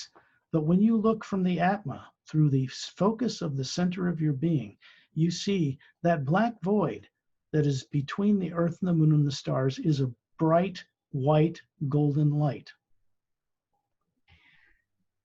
ตัวเราทุกคนที่อยู่ที่เราเห็นเป็นเหมือนกับเป็นฟิสิกอลบอดี้เป็นกายเนื้อเนี่ยนะคะก็คือว่าเราไม่จำเป็นต้องใช้อากาศหายใจนะคะทีนี้ให้เรามองไปรอบๆเนี่ยที่เห็นเป็นแบล็คบอยเป็นความมืดเนี่ยนะคะจริงๆแล้วก็คือมีพลังงานของพระเจ้าอยู่ที่นั่นนะคะ When you look at a space Hubble time-lapse photography of the earth and the moon and the sun and the stars, you see a blackness in the void between them. ถ้าเรามองออกไปเนี่ยนะคะในชั้นบรรยากาศเราก็จะเห็นเป็นโลกเป็นดวงจันทร์เป็นดวงอาทิตย์และเห็นดาวต่างๆในช่องว่างระหว่างดาวต่างๆที่เราเห็นก็จะเป็นความมืดนะคะความว่างเปล่าเวิ้งว้างอันมืดนะคะ This is because physical eyes cannot see to a high enough frequency to see that black appearing blank energy is not dark at all. ความที่เราเห็นความมืดเนี่ยนะคะเพราะว่าด้วยความสามารถของกายเนื้อเนี่ยทำให้เราเห็นความมืดว้างตรงนั้นเป็นความมืดแต่ในความจริงแล้วพลังงานตรงนั้นไม่ได้มืดเลย Even quantum physicists on Earth today know that what they used to call dark matter, you know, that void that has no oxygen, isn't empty at all. It's powerful energy, and it is a brilliant white golden light that they can detect on other instruments. ความรู้ของควอนตัมฟิสิกส์ใหม่นะคะก็ได้ค้นพบแล้วว่าความมืดตรงนั้นที่เราเห็นแล้วจริงๆแล้วไม่ได้มืดเลยแต่เต็มไปด้วยพลังงานอันแน่นก็เรียกว่าเป็นดาร์กแมทเตอร์นะคะหรือเป็นดาร์กเอเนอร์จีเนี่ยพลังงานตรงนั้นเนี่ยเป็นพลังงานที่แน่นมากๆเลยนะคะ We are floating in that energy above Earth, out in space. พวกเรากำลังลอยอยู่ในชั้นเรากำลังลอยอยู่ในพลังงานตรงนี้นะคะอยู่เหนือโลกนั่นเอง It has a sound to it, like the tones you heard me send out, but it sounds like millions of men and women's voices with perfect vocal cords, singing the hue in a huge chorus. ในพลังงานตรงนั้นนะคะมันก็จะมีเสียงอยู่ด้วยคือเสียงที่ได้ยินเนี่ยก็คือเป็นเสียงที่สะท้อนส่งออกไปนั่นเองซึ่งเป็นเสียงที่มีบีอิงต่างๆที่เป็นล้านบีอิงนะคะช่วยกันส่งประสานเสียงออกมา You can feel it move through the white core of your spherical being. ซึ่งเราจะสัมผัสได้นะคะโดยการผ่านไวท์คอร์หรือว่าแสงสีขาวตรงกลางตัวตนที่แท้จริงของเรานั่นเอง And you notice that the white core of your being looks identical to the energy that supports and surrounds us. พวกเราก็น่าจะรู้นะคะว่าตัวตนที่แท้จริงตรงกลางพลังงานตรงกลางของเราเนี่ยนะคะก็เป็นพลังงานเดียวกับพลังงานของแสงเรย์เสียงฮิวนั่นเองคือพลังงานของพระเจ้านั่นเอง In the center of the circle is a being named Ambassador Torellian. ตอนนี้คือเราจะอยู่กันเขาเรียกอะไรฮะล้อมเป็นวงกันนะคะซึ่งตรงกลางของวงเนี่ยเราก็จะเห็นเป็น Ambassador Torellian. Standing beside him, much smaller, because he's showing you a perfectly formed 18-foot-tall human male body that looks to be about 36, and I'm standing beside him. เราก็จะเห็น Ambassador Torellian นะคะที่จะมาปรากฏร่างให้เราเห็นนะก็คืออาจจะอายุประมาณ36 ปีเช่นกันก็คือสุขภาพแข็งแรงสมส่วนอายุก็คืออยู่ประมาณช่วง36 ปีเช่นกันนะคะแล้วก็จะเห็นสกอตเนี่ยยืนอยู่ข้าง Behind me is a spherical, luminous being, bright just like you. ด้านหลังสกอตก็คือว่าจะเห็นแอดมาคือบีอีนะคะก็คือว่าจะมีแอดมาเหมือนกับพวกเรานั่นเอง And behind Terrellian is a slightly larger spherical being, bright and beautiful like all of us, that is the real him. ซึ่งด้านหลังเนื้อมาด้านหลังของ Ambassador Tolarian เราก็จะเห็นตัวตนก็คือแอดมาของ Ambassador Tolarian นั่นเองนะคะ He has long, slightly curvy, blonde hair, slightly pointed ears, big blue eyes, and he's wearing a white tunic. He looks like a Greek god with his two thumbs up, giving us encouragement. เราจะเห็นAmbassador Tolarian นะคะคือว่าผมจะเป็นหยิกๆอยากโศกนะคะตาสีฟ้าดวงโตแล้วก็หูจะแหลมๆหน่อยแต่งตัวเหมือนกับเป็นพระเจ้าในสมัยกรีกนะคะแล้วก็ยกสองนิ้วโป้งขึ้นมา Terrellian was a human being like us. Tolarian เองก็เป็นคนก็คือลักษณะคนเหมือนเรานะคะ But they had 12-stranded DNA, not 2. แต่ว่า DNA นี่จะมี12 สายไม่ใช่2 They immortalized their physical bodies not by making them live forever at 36 years old, for instance, but in another way. ก็คือว่าTolarian เองจะเก็บร่างที่เป็นอมตะของเขาไว้โดยไม่จำเป็นต้องมีชีวิตอยู่ดำรงอยู่เหมือนกับพวกเราทุกคน Over 1 billion years ago, they dematerialized their DNA and stored it in one of the teardrops of the sphere of their being, and they can project and make it appear whenever they need it. ก็คือสิ่งที่Tolarianทำนะคะในเผ่าพันธุ์ของเขาที่ทำเนี่ยก็คือว่าเขาเก็บ DNA ของเขาเนี่ยนะคะไว้ในหยดน้ำที่เป็นตัวตนที่แท้จริงของเขาโดยที่ไม่จำเป็นต้องมีร่างกายที่เราต้องดำรงอยู่ตรงนี้นะคะแต่เวลาที่เขาต้องการปรากฏตัวเขาก็จะปรากฏเขาใช้ He is from the Say-Rays human extraterrestrial race. Ambassador Tolarian เนี่ยนะคะมาจากเขาเรียกว่าเผ่าพันธุ์ที่เรียกว่า Say-Rays นะคะซึ่งเป็นเผ่าพันธุ์ที่เป็นมนุษย์เหมือนเรานะ Thus the title of the book I've published, The Say-Rays Agenda. ก็คือนั่นมาจากชื่อหนังสือนะคะ The Say-Rays Agenda. He is here to serve as an example and to remain a central focal point around which we orbit, just to keep us focused and on track during this journey. ก็คือในการออกเดินทางตรงนี้นะคะTolarian เนี่ยเขาคือจะอยู่ตรงกลางแล้วพวกเราก็จะล้อมเป็นวงกลมนะคะการที่เขาอยู่ตรงกลางก็เพื่อให้พวกเราสามารถจะโฟกัสแล้วก็มองเห็นแล้วก็ให้พวกเราตามเข้าไปได้นั่นเอง All concerns for life, fears, and everything else have been left turned off with the sleeping body down in the hotel room. You are a spherical being. You did not bring any of that with you, just the true nature of your being. ในการออกเดินทางนะคะให้เราเนี่ยวางความกังวลความกลัวต่างๆไว้กับร่างเราที่อยู่ในโรงแรมนี้นะคะให้ออกเดินทางไปกับคือใช้ตัวตนของตัวเองในการออกเดินทางเท่านั้น And here you begin to remember what and who you really are. เมื่อเราอยู่กันตรงนี้นะคะเราก็คือจะจำได้ว่านี่คือตัวตนที่แท้จริงของเราแล้วเราก็จะทำอะไรของเราได้ What is enlightenment? ก็คือเป็นเรื่องของการตื่นรู้นะคะ What is self and God realization? ก็คือการรู้จักถึงการดำรงอยู่กับความเป็นพระเจ้าของตัวเอง In this state above the earth, outside the negative atmosphere of the planet, in space where no negative nature exists, you can understand this. เมื่อเราลอยกันอยู่เหนือชั้นบรรยากาศของโลกที่ไม่มีพลังงานลบตรงนี้นะคะอยู่ในจุดนี้เราก็สามารถจะเข้าใจและรู้จักตัวตนที่แท้จริงของเราเอง Self-realization is understanding what you are that's spherical, has different levels and different capabilities. การที่เราได้รู้จักตัวตนที่แท้จริงของเราเองนั่นนะคะเพราะว่าทำให้เรารู้ว่าเรามีความสามารถอะไรทำอะไรได้บ้างว่าเราเป็นใคร God realization is simply understanding that you as an Atma, this spherical being, are meant to co-create new ways of doing things with the source behind all life. การรู้ว่าเราเป็นพระเจ้าเราทุกคนเป็นพระเจ้าในตัวเองเนี่ยนะคะก็จะทำให้เราสามารถที่จะร่วมสร้างสรรค์ไปกับพระผู้ สร้างนะคะเพราะนั่นคือจุดประสงค์ของทุก being กันอยู่แล้วนะคะ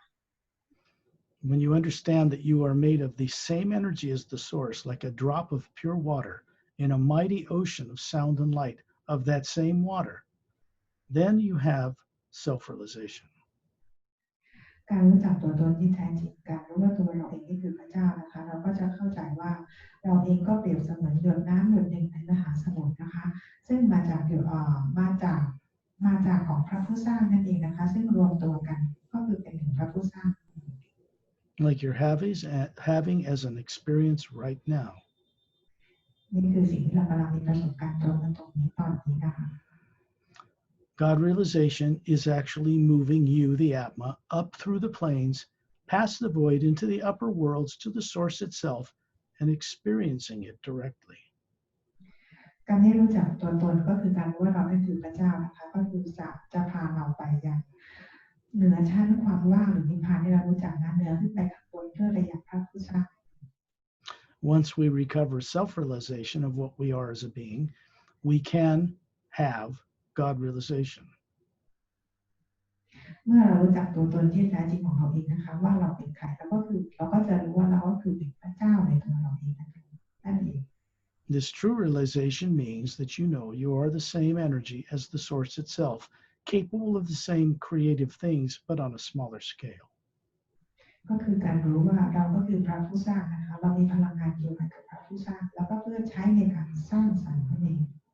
The true source behind and supporting all life never requested or encouraged us to worship it. พลังงานของพระเจ้าหรือพระผู้สร้างแต่ละคนในตัวของตัวเองเนี่ยนะคะเราไม่จำเป็นหรือต้องไปเคารพหมายความว่าเราไม่จำเป็นต้องกราบไหว้บูชาสิ่งใดหรือใครเลยนะคะ That was created by tyrant kings controlling misdirected priestcraft on earth to control people. เพราะนั่นคือเป็นการสร้างขึ้นมาโดยไทยแลนด์เพื่อต้องการควบคุมคนบนโลกให้มีการเคารพกราบไหว้บูชานั่นเอง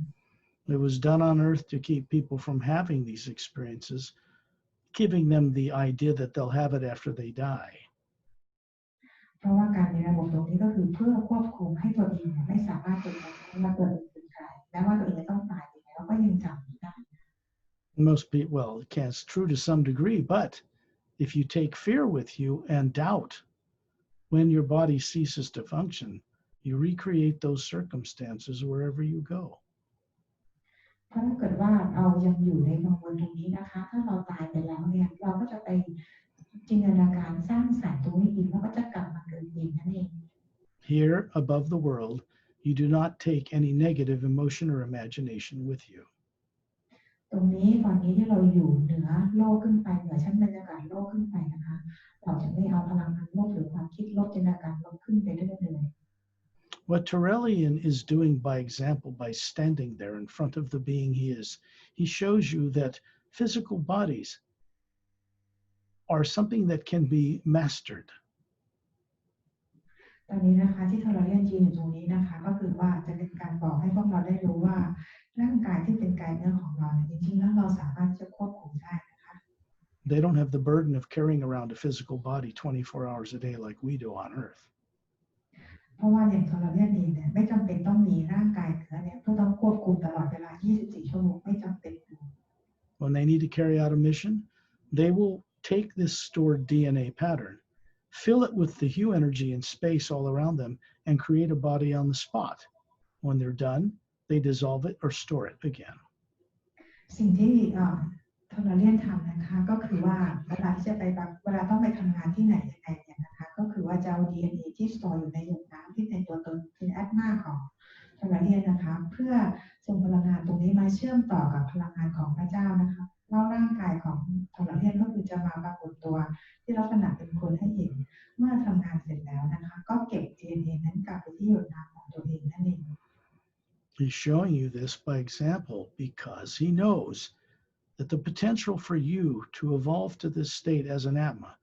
is very real. สิ่งที่เราเรียนทำให้พวกเราเห็นเนี่ยนะคะก็คือเพื่อจะบอกให้เรารู้ว่าพวกเราเองทุกคนเนี่ยก็ทำแบบนี้ได้เช่นกันนะคะมีความสามารถทำได้เช่นกัน The Saviors are responsible as spiritual scientists, you might put it, for bringing into creation bipedal, upright walking, spacefaring beings, human, humanoid, and other races long ago in galactic history. ถ้าให้เปรียบเทียบนะคะเผ่าพันธุ์ของเซเรก็เหมือนกับเป็นนักวิทยาศาสตร์ของจักรวาลนั่นเองนะคะเป็นผู้ที่คิดค้นนะคะก็คือเผ่าพันธุ์ที่เป็นมนุษย์หรือเผ่าพันธุ์ที่เหมือนมนุษย์แล้วก็คือเอาไปไว้ตามที่ต่างๆในจักรวาลนั่นเอง And then they vanished from being on the scene in the universe to see what all of us did with it. แล้วเผ่าพันธุ์ของเซเรก็คือว่าเหมือนกับจะหายลงไปก็คือไม่สามารถจะหาได้เจอนะคะในจักรวาลที่เป็นทางการเมือง Because things have not really gone as expected, they have recently returned to kind of set the failed experiment of evil to turn it off and replace it with something that works. แต่ว่าเผ่าพันธุ์ของเซเรก็กลับมาอีกครั้งหนึ่งนะคะกลับมาครั้งนี้ก็คือเพื่อจะมาหยุด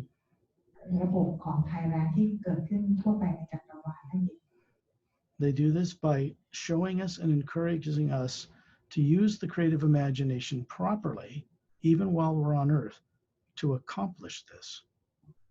ก็คือว่าสิ่งที่เซเรสอนทุกคนเนี่ยนะคะก็คือว่าให้พวกเราให้ใช้จินตนาการอย่างสร้างสรรค์นะคะเพื่อให้เราสามารถจะร่วมสร้างสรรค์และหยุดอะไรต่างๆได้ด้วยเช่นกัน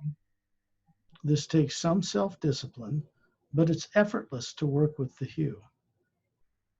ก็คือว่าเราก็คือจะต้องมีวินัยของตัวเองนะคะเพื่อจะทำตรงนี้นะคะเพื่อแล้วก็ทำงานร่วมกับสิ่งที่อยู่นั่นเอง To the Atma, the real you, it's as natural as breathing. คืออัตมาตัวตนที่แท้จริงของเรานั่นคือธรรมชาติที่เป็นตัวตนที่แท้จริงของเรา No negative nature whatsoever exists in the hue, in space, or in the core of your real being. พลังงานลบนะคะหรือสิ่งต่างๆที่เป็นลบมันไม่มีอยู่เลยนะคะในตัวตนที่แท้จริงของเราในจักรวาลในความว่างเปล่าทั้งหลายหรือว่าที่อยู่ที่ไหนก็แล้วแต่ไม่มีพลังงานลบเลย As you're looking at Terrellian and looking at each other, standing in a circle, quite uplifted, smiling at each other, looking at this omnipresent, everywhere energy that's a white golden light, you can see all the billions of stars in our galaxy easily. ให้เรามองไปที่ธรรมชาติที่อยู่ตรงกลางวงกลมของเรานะคะแล้วให้มองไปรอบๆดวงดาวดวงอะไรต่างๆนะคะซึ่งมีเป็นดวงดาวเป็นพั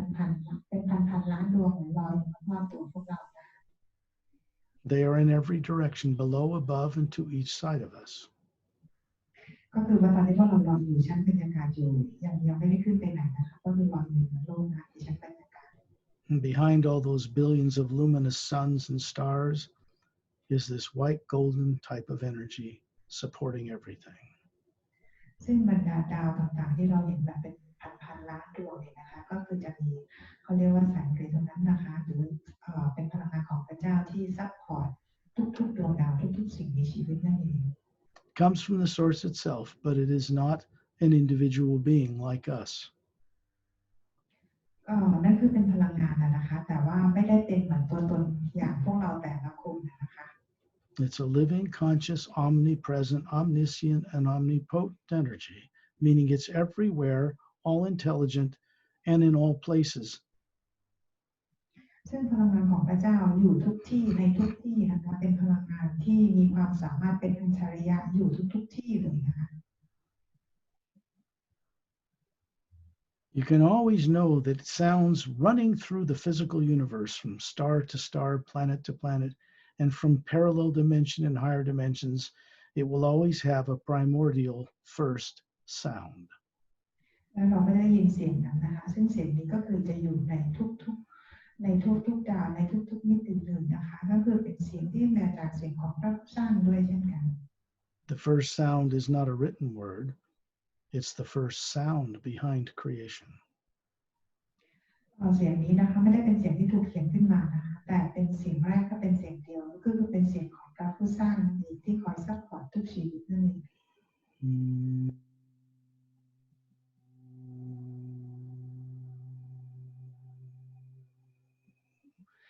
It never stops, it never ceases. It always moves. You can't hold it in your hands, grasp it, or possess it. You can co-create with your imagination with it in the right way, and it will bring into reality what you imagine when it's for the uplifting benefit of all life. เสียงนี้เป็นเสียงที่ไม่เคยหยุดนะคะแล้วก็เสียงที่เราไม่สามารถที่จะจับต้องหรือเอาเป็นเจ้าของได้แต่เป็นสิ่งที่ช่วยในการco-create สร้างสรรค์ในสิ่งที่เราต้องการสำหรับประโยชน์ทุกสรรพสิ่งในจักรวาล Now Tyrrellian's pointing to the Earth, and look at the polar ice caps,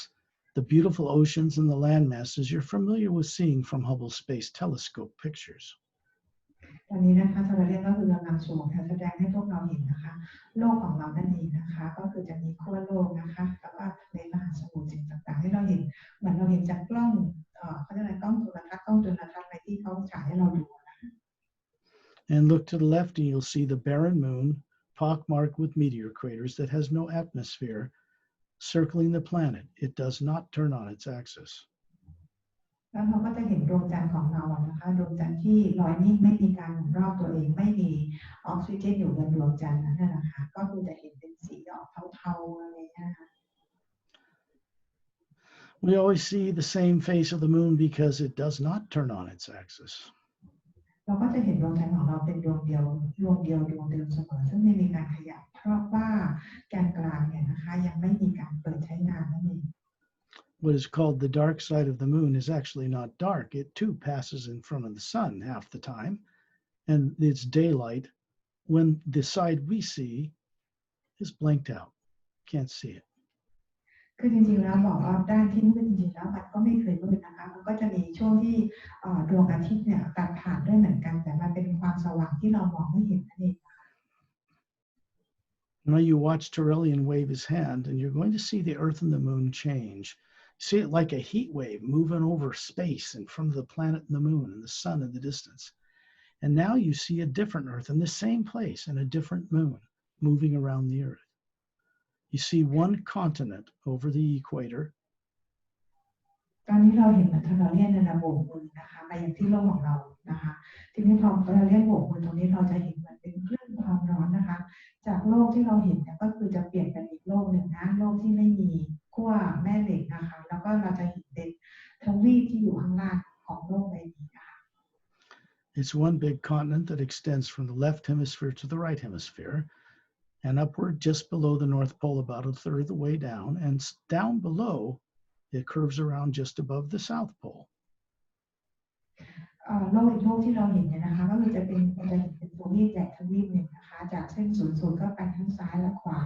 แล้วก็คือไปทางขั้วโลกทั้งบนและล่างนะคะก็ใช้พื้นที่เป็นประมาณ3/4ทั้งตั้งไปทางขั้วโลกเหนือและขั้วโลกใต้ There are no polar ice caps, just ocean and landmass, this one big landmass. เราจะไม่เห็นเป็นขั้วน้ำแข็งที่อยู่บนทั้งขั้วเหนือและขั้วใต้บนโลกของเรานะคะแต่เราจะเห็นเป็นมหาสมุทร You can see through the planet because you are an Atma and can do this. And on the other side is another continent 2/3 its size. เราจะเห็นโลกนี้เราจะเห็นได้นะคะเพราะนั้นคือเรามองด้วยแอตมาตัวตนที่แท้จริงของเราส่วนอีกด้านหนึ่งของโลกนี้ก็คือจะเป็นอีกทวีปหนึ่งนะคะก็คือจะมีความใหญ่ประมาณ2/3ของทวีปที่เราเห็นเมื่อกี้นี้ You look at the moon and you find it's full of life and oxygen atmosphere and rain clouds and little rivers and lakes. เราก็คือให้มองไปที่ดวงจันทร์นะคะตอนนี้ดวงจันทร์นี่ก็คือเป็นดวงจันทร์ที่มีชีวิตนะคะเราจะเห็นถึงความสว่างเห็นมี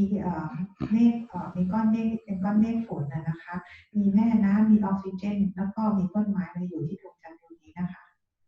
There are 5 clear dome cities on the front of this moon,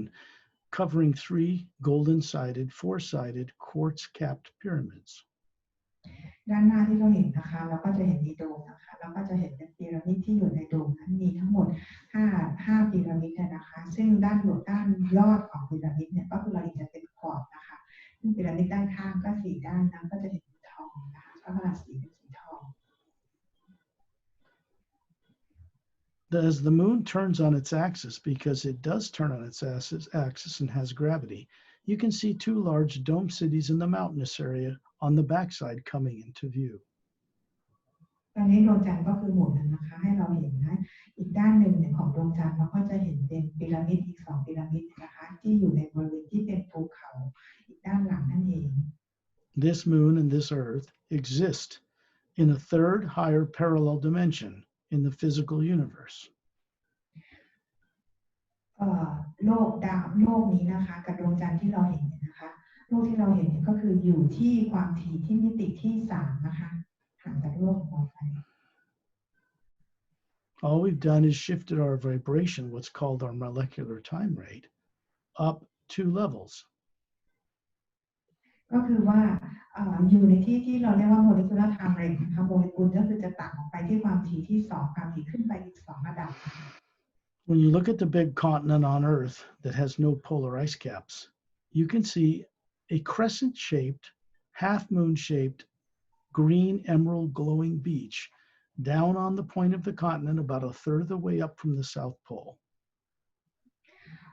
ที่เราให้เรามองไปทวีปใหญ่ๆเมื่อสักครู่นี้เนี่ยนะคะเราก็จะเห็นเหมือนกับเป็นที่ชายฝั่งจะเห็นตรงชายหาดเป็นลักษณะเหมือนกับพระจันทร์ครึ่งเสี้ยวเนี่ยนะคะอยู่ตรงนั้นนะคะแล้วก็มีชายหาดสีเขียวอยู่ตรงนั้นด้วย When you look down, you find your bare feet wiggling your toes, physical energy body that looks like you, in this luminous emerald polished green sand glowing a foot above the beach in a tropical paradise. ถ้าเรามองไปอย่างที่โลกใบนี้นะคะแล้วเราก็จะเห็นตัวเองที่มีร่างกายเป็นแบบอาจจะใสๆหน่อยนะคะแล้วเราก็คือจุ่มเท้าไปในทรายสีเขียวตรงนี้ซึ่งทรายสีเขียวนี่ก็คือมีเป็นแสงเป็นประกายสีเขียวๆนะคะเป็นการดูดซับเอาพลังงานจากทรายตรงนี้ด้วย And this is called direct projection. We were in space around Terrellian, and now we're on the planet Earth in this higher parallel dimension, wiggling our physical toes in the green sand. อันนี้เมื่อสักครู่นี้นะคะเรายังลอยอยู่ในชั้นบรรยากาศอยู่กับทอร์เรียนนะคะแล้วเราอยู่ในชั้นบรรยากาศเหนือโลกของเราปรากฏว่าตอนนี้เรามาเอาจุดเท้าของเราอยู่ในโลกอีกโลกหนึ่งนะคะซึ่งมีความถี่ต่างขึ้นไปจากเราอีก2ระดับนั่นเองนะคะ And you can see all of us standing spread out across this curve of this beach. And when you look behind you, you see this 18-foot tall Terrellian standing in the ocean of blue-green luminous water up to his knees, smiling at you with 2 thumbs up. วันนี้นะคะเราก็คือเรากำลังเอาเท้าจุ่มลงไปในทรายใช่ไหมคะแล้วเราให้มองไปที่ทะเลนะในมหาสมุทรแล้วก็เห็นAmbassador ทอร์เรียนนะคะก็คือยืนอยู่ในมหาสมุทรนะน้ำความสูงก็ประมาณเกือบถึงเข่าอะไรประมาณนั้นนะคะ Now, when you look at me, you find that I'm standing near the back of this crescent beach in front of a brown moss-covered path that goes back through the jungle trees, straight as an arrow, a mile. It's about 4 feet wide. แล้วเรามองไปที่ฝั่งนี้นะคะเราก็จะเห็นสกอตเนี่ยนะคะยืนอยู่นะซึ่งทางเดินตรงนี้ก็คือเป็นเหมือนมอสเป็นสีน้ำตาลนะคะเข้าไปยังในผืนแผ่นดินที่อยู่ในบนโลกอยู่ในทวีปนี้นะคะ You can hear the singing of beautiful birds somewhere in the jungle trees high above us. They are singing the hue in beautiful melodic tones. They sound like men and women's voices, beautiful harmonies coming from these birds. They fly out of the trees and hover. One hovers in front of each of your faces. Remember, you are a spherical Atma running this energy body that looks like you, about 36, perfectly healthy, experiencing this physical reality, and this bird hovering in front of your face. ตอนนี้นะคะเราก็เห็นว่าเรามองขึ้นไปนะคะเราจะได้ยินเสียงหนึ่งนะคะที่เป็นเสียงเหมือนกับเสียงยูนี่นะคะแล้วก็มีนกเนี่ยนะคะที่อยู่บนต้นไม้ต่างๆเนี่ยโลกต่างๆเหล่านั้นเนี่ยก็จะมีคือตัวเราเนี่ยเราจะปรากฏตัวเหมือนตัวเราเองอายุประมาณ36 ปีนะคะแล้วก็จะมีนกเองเขาก็จะมีอัตมาของเขาเนี่ยแล้วก็เราแต่ละคนเนี่ยนกแต่ละตัวเนี่ยก็จะบินมาอยู่ที่หน้าเราแต่ละคนนะคะ The bird is about a foot long and it looks like a blue jay, but it has a rainbow-colored body, thousands of rainbow colors gently blended one into the other. It has big bulbous blue eyes and 2 sets of bird wings like a dragonfly. นกที่เราเห็นเนี่ยนะคะก็คือมีหางยาวประมาณ1 ฟุตนะซึ่งลักษณะนกเนี่ยจะเป็นลักษณะคล้ายๆบลูเจย์เดี๋ยวพระเอกก็เปิดให้ดูนะคะว่าเป็นแบบไหนซึ่งตัวนกเนี่ยก็คือว่าในสีของบนตัวนกลักษณะเหมือนเป็นสีรุ้งนะคะเปลี่ยนกันผสมผสานกันไปเป็นเหมือนกับเป็นโทนสีเป็นร้อยสีนะแต่ออกเป็นสีรุ้งนะคะแล้วก็มีดวงตากลมโตสีน้ำเงินนะคะแล้วก็มีปีก2 ชั้นเหมือนกับปีกของแมงปอค่ะ And a long V-shaped split tail like a sparrow, but much longer. แล้วก็หางยาวประมาณ1 ฟุตนะคะหางยาวเลยนะ It's hovering stationary in front of you like a hummingbird, and you can see it's in its eyes that it is very intelligent.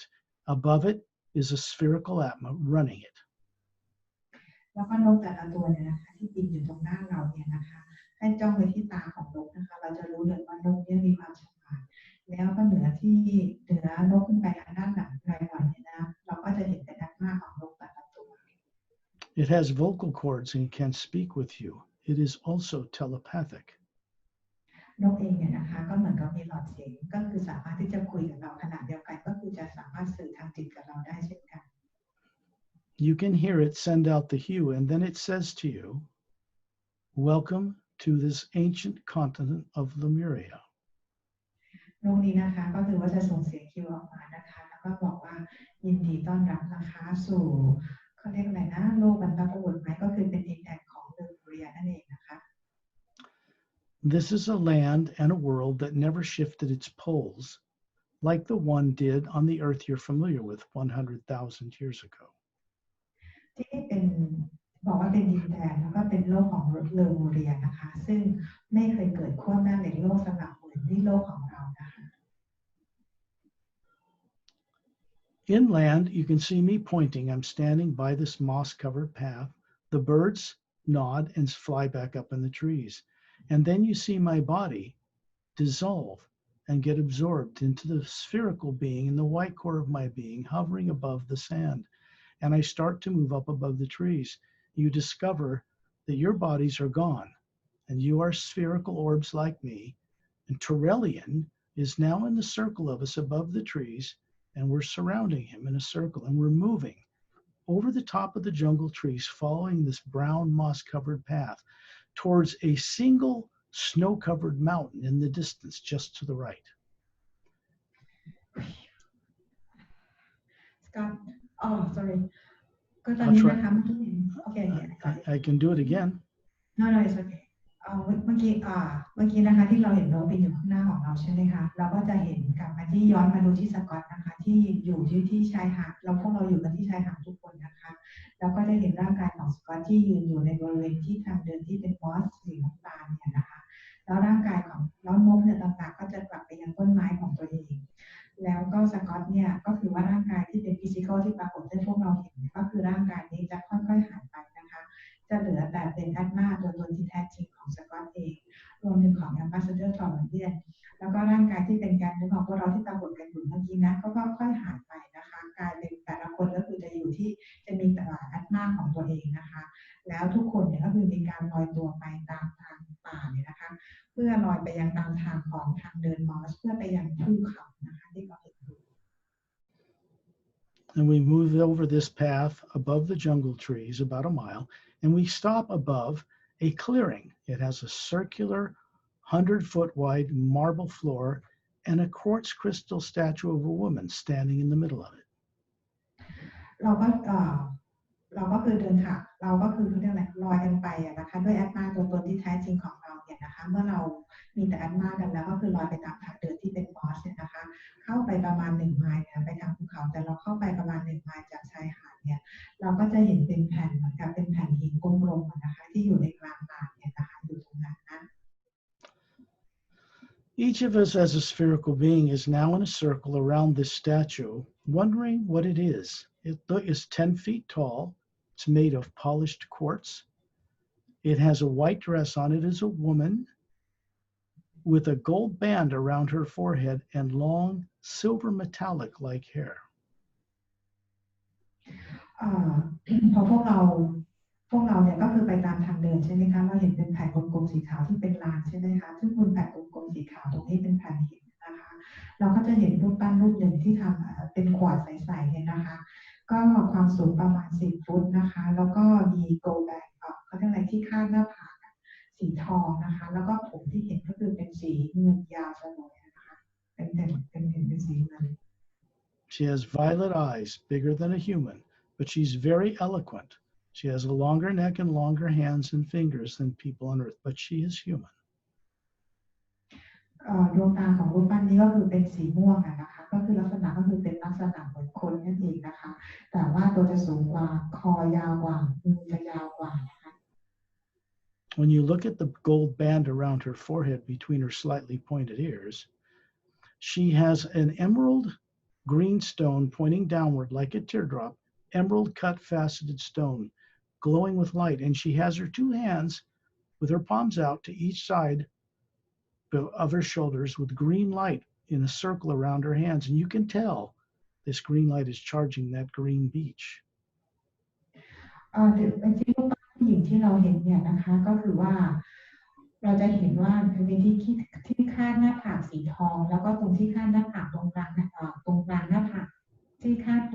ดหัวเนี่ยนะคะสีทองคาดตรงหน้าผากแล้วก็คือตรงกลางเราจะเห็นเป็นหยดน้ำสีเขียวลักษณะเป็นหยดน้ำสีเขียวปลายแหลมเนี่ยก็คืออยู่ที่ด้านล่างเนี่ยนะคะแล้วเราก็มองไปที่มือของเธอนะคะก็เหมือนกับว่าการแข็งออกมันเหมือนพิมพ์นะคะส่งยื่นมือไปทั้งสองข้างนะคะแล้วที่มือของเธอทั้งสองข้างมีการส่งพลังงานสีเขียวออกไปเพื่อพลังงานที่ส่งออกไปเพื่อไปชาร์จพลังงานให้กับสายสีเขียวที่เราไปเห็นมาเมื่อสักครู่นั้นเอง You suddenly look down and see your bare feet sinking into that glowing emerald green sand again, and you feel it move up your legs, and it feels cool and warm. แล้วเหมือนกับว่าพวกเรานั้นหลับไปนะคะเอาเท้าจุ่มไปในทรายนั้นอีกครั้งหนึ่งแล้วก็พลังงานสีเขียวนั้นก็คือว่าส่งขึ้นมาตามร่างกายของเรานะคะเราก็จะรู้สึกว่าเย็นสบายขนาดเดียวกันก็อบอุ่นด้วยเช่นกันนะคะ It moves up the torso, up your head, you're smiling, you look up and see the spherical being, the Atma you are, looking down on you. The two are connected, they are the same. ก็คือว่าพลังงานนั้นคือส่งขึ้นไปยังส่วนต่างๆของร่างกายเราไปตามแขนไปตามศีรษะไปอะไรแล้วก็ส่งไปยังแอดมาตัวตนที่แท้จริงของเราไปยังคอนะคะที่เป็นแสงสีขาวในแอดมาของพวกเราเองนั่นเองแล้วก็เราก็รู้ด้วยว่าแอดมานั้นคือตัวตนที่แท้จริงของเราขณะเดียวกันร่างกายนี้ก็คือเป็นสิ่งเดียวกันนั่นเองนะคะ The energy moves into the white core of your being, and from there you look down and see your body standing there looking up, smiling at you. And then it's distributed out to the green layer. ก็คือว่าตอนนี้นะคะอย่างที่บอกนะพลังงานไปยังที่แอดมาตัวตนที่แท้จริงของเรานะคะแล้วพลังงานนั้นก็คือส่งกลับมาที่ร่างกายของเราแล้วเราก็ยิ้มให้กับตัวเราเองแล้วพลังงานนี้ก็คือจะถูกส่งไปยังในแอดมาตัวตนที่แท้จริงของเราที่เป็นแถบสีเขียวนะคะ And this is about recall and remembering who and what you are as a living spherical being or soul. ก็คือว่าพลังงานสีเขียวในแอดมาของเราตัวตนที่แท้จริงของเราก็คือเป็นพลังงานที่ใช้ในการทำให้ recall ที่จดจำได้และรู้ว่าเราเป็นใครมาจากไหนนั่นเอง Then you find yourself in a circle hovering above the white marble circle floor around the statue of this tall 10-foot extraterrestrial woman. แล้วพวกเราก็คือกลับไปลอยอยู่รอบๆรูปปั้นนั้นอีกครั้งหนึ่งนะคะลอยอยู่เหนือพื้นดินที่เป็นรูปพื้นหินที่เป็นกลมๆนะคะ She still has her hands up with the golden light around them, and you're looking at that emerald green stone on the gold band above her eyes. แล้วเราก็จะเห็นมันเป็นพลังงานเนี่ยนะคะที่อยู่ที่เขาเรียกว่า gold band ที่คาดอยู่ที่หน้าผากของเธอนะคะ And then you find that you move right in through that stone and find yourself inside a huge green atmosphere. แล้วพอเราไปมองไปที่แบนที่คาดตรงหน้าผากเมื่อสักครู่นี้นะคะแล้วพวกเราก็เหมือนกับหายเข้าไป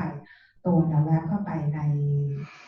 หินที่อยู่ตรงหน้าผากนะคะตรงตาสามเนี่ยเข้าไปยังอีกที่หนึ่งไปอีกโลกหนึ่งนะก็เป็นอย่างชั้นเป็นที่ที่มีเป็นบรรยากาศสีเขียวทั้งหมด You can see this woman, the real woman, standing there in the middle of this green atmosphere the size of a soccer stadium with both her hands up, and she lowers them and smiles at you. แล้วพอเราเข้าไปที่บรรยากาศนะคะแล้วเราก็ไปเห็นกับเป็นผู้หญิงที่จริงๆที่ลักษณะเหมือนรูปปั้นตรงนั้นนะคะยืนอยู่ที่ในที่เหมือนกับว่าแค่ขนาดประมาณสนามฟุตบอลนะคะยืนอยู่ตรงนั้น She smiles at each one of you one at a time. ยิ้มให้พวกเราแต่ละคนทีละครั้ง And then you see a man a little taller with long silver metallic-like hair that looks like silver metal, but you know it's soft, and violet eyes standing beside her. แล้วเราก็เห็นผู้ชายอีกคนหนึ่งนะคะมายืนข้างๆเธอก็คือจะสูงกว่าเธอแล้วก็ผมสีเงินยาวสลวยเหมือนกันนะคะ The spherical Atma that they each really are is hovering above these forms they're showing you. แล้วเราก็จะเห็นเป็นเขาเรียกอัตมาตัวตนที่แท้จริงของทั้งสองคนเนี่ยนะคะก็คือลอยอยู่ข้างหลังทั้งสองคน These are human beings from another world called Zienternamon 1 that is on the other side of the Milky Way galaxy. ที่เราเห็นเนี่ยนะคะก็คือเป็นเผ่าพันธุ์นักบุญเผ่าพันธุ์หนึ่งเนี่ยนะคะซึ่งเราเรียกว่ามาจากดาวที่เราเรียกว่าเซียนทรานามันวันนะคะซึ่งอยู่อีกฝั่งหนึ่งฝั่งตรงข้ามกับกาแล็กซี่ของเรานั่นเอง I'm telling you in words what they're saying to you telepathically about their world. เราก็สิ่งที่เขากำลังบอกเราก็คือเป็นการบอกการสื่อสารกันด้วยทางจิตนั่นเอง And then you see a planet appear off to the left. It's 4 times bigger than Earth. They're showing you this planet has no polar ice caps, and it has clear domed cities covering 3 golden-sided pyramids in each one on little continents and lots of little oceans that encircle this planet. แล้วเราก็จะปรากฏเป็นดวงดาวเนี่ยนะคะที่ใหญ่กว่าโลกของเราเนี่ยประมาณ4 เท่านะคะแล้วเราก็จะเห็นเป็นเหมือนกับเป็นโดมเนี่ยนะคะแล้วก็เห็นเป็นพีระมิดที่อยู่ด้านในนะคะที่จากทั้ง3 ตัวของพีระมิดเนี่ยก็คือใหญ่นะคะแล้วก็เป็นเคลียร์ขอดที่อยู่เป็นด้านบนของพีระมิดเหมือนกันแล้วก็จะเป็นมหาสมุทรเนี่ยล้อมรอบแผ่นดินของดาวดวงนี้อยู่นะคะ You can see 3 planets the size of Earth, moons at different distances circling this larger planet. แล้วเราก็จะเห็นเหมือนลักษณะเหมือนดาวอีก3 ดวงขนาดประมาณโลกเนี่ยนะคะอยู่ในระยะที่ต่างกันเนี่ยนะคะอยู่รอบๆดาวดวงนี้อีกที They have domed cities on them and no polar ice caps too. แล้วก็มันมีโดมเนี่ยนะคะแล้วก็ไม่เขาเรียกอะไรไม่มีน้ำแข็งเกาะอยู่นะคะตรงขั้วโลกของเขา You can see 3 suns way in the distance. แล้วก็เห็นพระดวงอาทิตย์อีก3 ดวงนะคะที่อยู่ไกลๆออกไปเอาเมื่อกี้เป็นพระจันทร์3 ดวงแล้วก็ดวงอาทิตย์3 ดวง One is a blue giant star.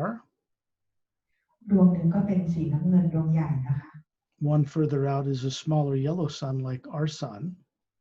อีกดวงนึงจะเป็นออกสีจะเป็นขนาดเท่ากับที่ของเราออกสีเหลืองๆนะคะ And one further out is called a red dwarf, a smaller, older star. อีกดวงนึงก็คือจะออกเป็นอยู่ไกลออกไปอีกนะคะก็เป็นสีออกแดงๆอย่างเงี้ย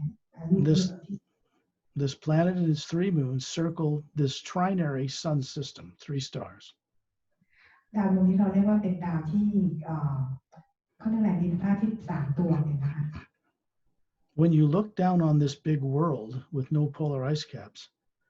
you suddenly find that you are walking along a violet sandy trail winding along the right side of a snaking river through a wide valley. ให้เรามองลงไปข้างล่างเนี่ยนะคะก็คือดาวดวงนี้ก็คือว่าทรายเขาจะเป็นสีม่วงๆนะคะเป็นทะเลเขาเรียกเป็นคล้ายๆเป็นแม่น้ำทะเลอยู่ตรงนี้ไม่ใช่ทะเลนะเป็นแม่น้ำนะคะแล้วก็เป็นหมู่บ้านนะคะ In the distance are 2 flat mesas like you would see in Sedona, Arizona, red flat-topped rocks, and in the middle between them a huge clear dome covering a large city with 3 golden pyramids in it as well. แล้วถ้าเรามองเข้าไปไกลๆเนี่ยนะคะก็คือจะมีพื้นที่เหมือนบริเวณอาริโซนาเหมือนกับเป็นทะเลทรายนะคะแต่ว่าออกแดงๆนะแล้วก็คือจะมีโดมแล้วก็มีพีระมิดอยู่ในนั้นด้วยเช่นกัน You are hovering as a being, looking at your body about 36, perfectly, flawlessly healthy, in bare feet, walking in a line, all of us, with Terrellian in the lead, along this lavender, violet, sandy path. ตอนนี้นะคะก็เหมือนกับเราปรากฏเป็นร่างกายเนื้อของเราอีกครั้งหนึ่งเนี่ยนะคะก็คืออายุประมาณ36นะกำลังเดินไปด้วยบนพื้นดินที่เป็นสีแบบสีม่วงๆกับเป็นดินแดนลาเวนเดอร์อะไรประมาณนี้นะคะ In the distance, you see a man and a woman approaching you, and they are the tall Xiantranamus people from this planet that we saw in the parallel dimension of Earth. แล้วเราก็เดินไปเนี่ยนะคะแล้วเราก็เห็นเป็นสองบีอิงเนี่ยนะคะที่เขามาจากดาวดวงนี้ก็คือจะเป็นเราเรียกว่าเป็นชาวดาวเซียนทรานามันกับเซียนทรานามุสนะคะเป็นหญิงกับชายนะคะ And they come up to Terrellian and they put their right hand over their heart and slightly bow their head. And you can hear them in your own consciousness telepathically welcoming you to their world called Xiantranaman 1. แล้วเราจะเห็นทั้งคู่เนี่ยนะคะเขาใช้ฝ่ามือของเขาเนี่ยไปประกบที่วางไว้บนหัวใจของเขาอะนะคะแล้วโค้งลงนะคะแล้วเขาก็บอกว่ายินดีต้อนรับสู่ดาวเซียนทรานามันวัน They're telling you telepathically that the bodies you see they have are immortalized in a different way than the Seres. They are over 3.5 million years old, unaged. เขาบอกว่านี่ก็คือสื่อสารทางจิตให้กับพวกเราได้รู้นะคะว่าเขามีวิธีการเก็บร่างกายของเขาอาจจะต่างกับเซรีสนะคะแต่ว่าของพวกเขามีอายุการประมาณ 3.5 ล้านปี They are what you would call master genetic scientists. พวกเขาเป็นเขาเรียกว่ามาสเตอร์ทางด้านยีนส์นะคะทางด้านจีนส์นะคะ The genomes that make up the twin-stranded DNA of humans on Earth are switches. จีโนมของคนบนโลกเนี่ยนะคะก็คือว่าถูกปิดลงนั่นเองนะคะ They are operated by precise frequencies.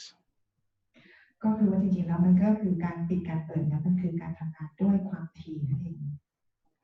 These human beings have normal 4-stranded DNA, and they have mastered all the genomes so that they don't age or get disease,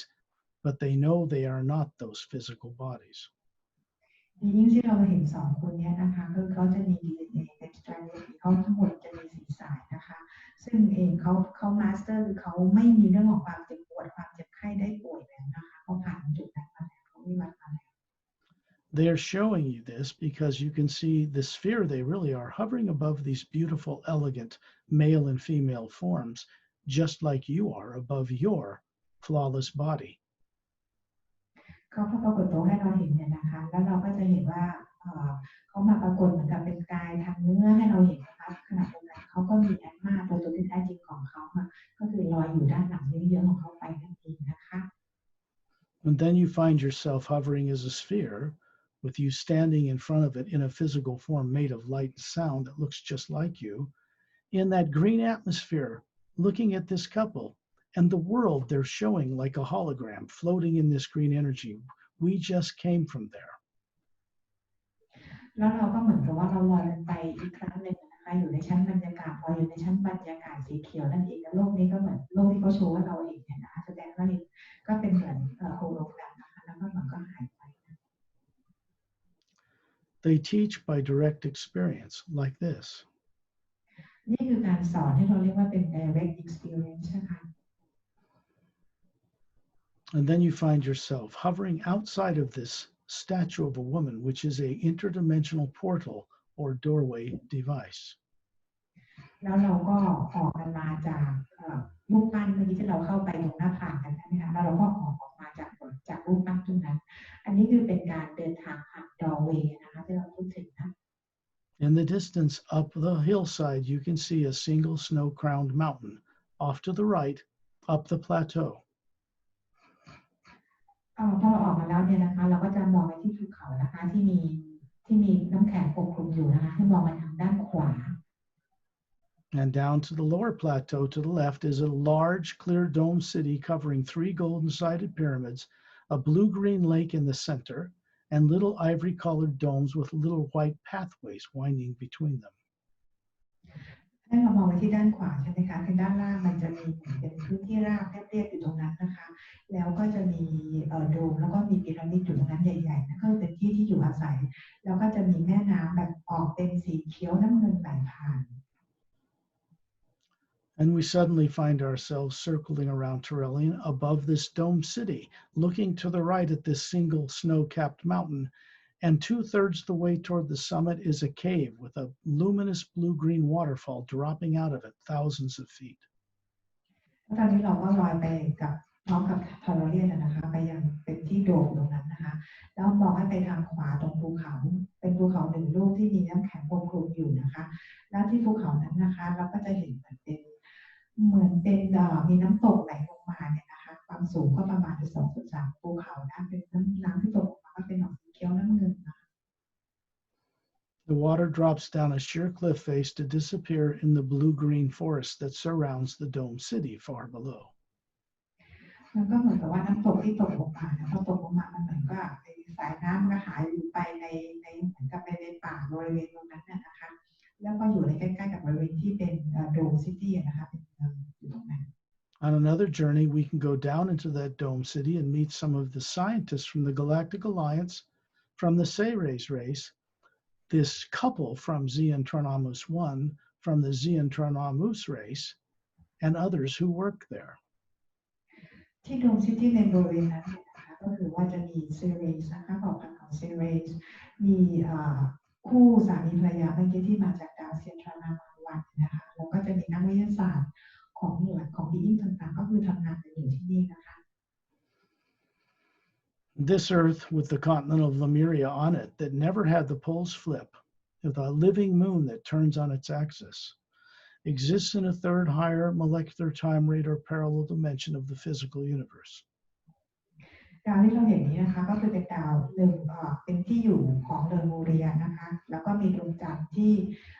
มีการหมุนรอบตัวเองแล้วก็มีสิ่งที่มีชีวิตอยู่บนดวงจันทร์นั้นนะคะซึ่งเลมูเรียในที่นี้นะคะที่เรามากันเป็นดาวที่ไม่เคยมีสนามแม่เหล็กขั้วแม่เหล็กโลกไม่เคยสลับขั้วนะคะแล้วก็ความถี่อยู่ห่างจากเราไปที่2ระดับนะคะ It will be utilized as a prototype to change the way the Earth you know of and the moon that is dead now into a living, turning, breathing world. ที่เราเห็นกันตอนนี้นะคะดาวดวงนี้กับพระจันทร์ดวงนี้เนี่ยนะคะก็คือว่าจะเป็นแบบตัวอย่างให้กับโลกของเราในอนาคตนะว่าเราจะเป็นแบบนี้และดวงจันทร์ของเราในอนาคตเนี่ยก็จะกลับไปเป็นดวงจันทร์ที่มีชีวิตนะคะมีแม่น้ำมีภูเขาอะไรเหมือนที่เราเห็นเลยแล้วก็หมุนรอบตัวเองอีกครั้ง For Earth people to receive this great change, the people on the planet Earth, animal life, plant life, the entire vibration of the world must be greatly uplifted. ก็คือว่าเมื่อไหร่ที่ว่ามีการเปลี่ยนแปลงตรงนี้นะคะนั่นก็คือว่าบนโลกพลังงานบนโลกก็คือว่ามีการเปลี่ยนแปลงแบบสูงขึ้นเยอะมากๆเลยนะคะ People unconscious on Earth as they are do not have the ability or free will anymore to do this. So, massive assistance from beings who are kind, not from Earth, are involved to one day bring this about.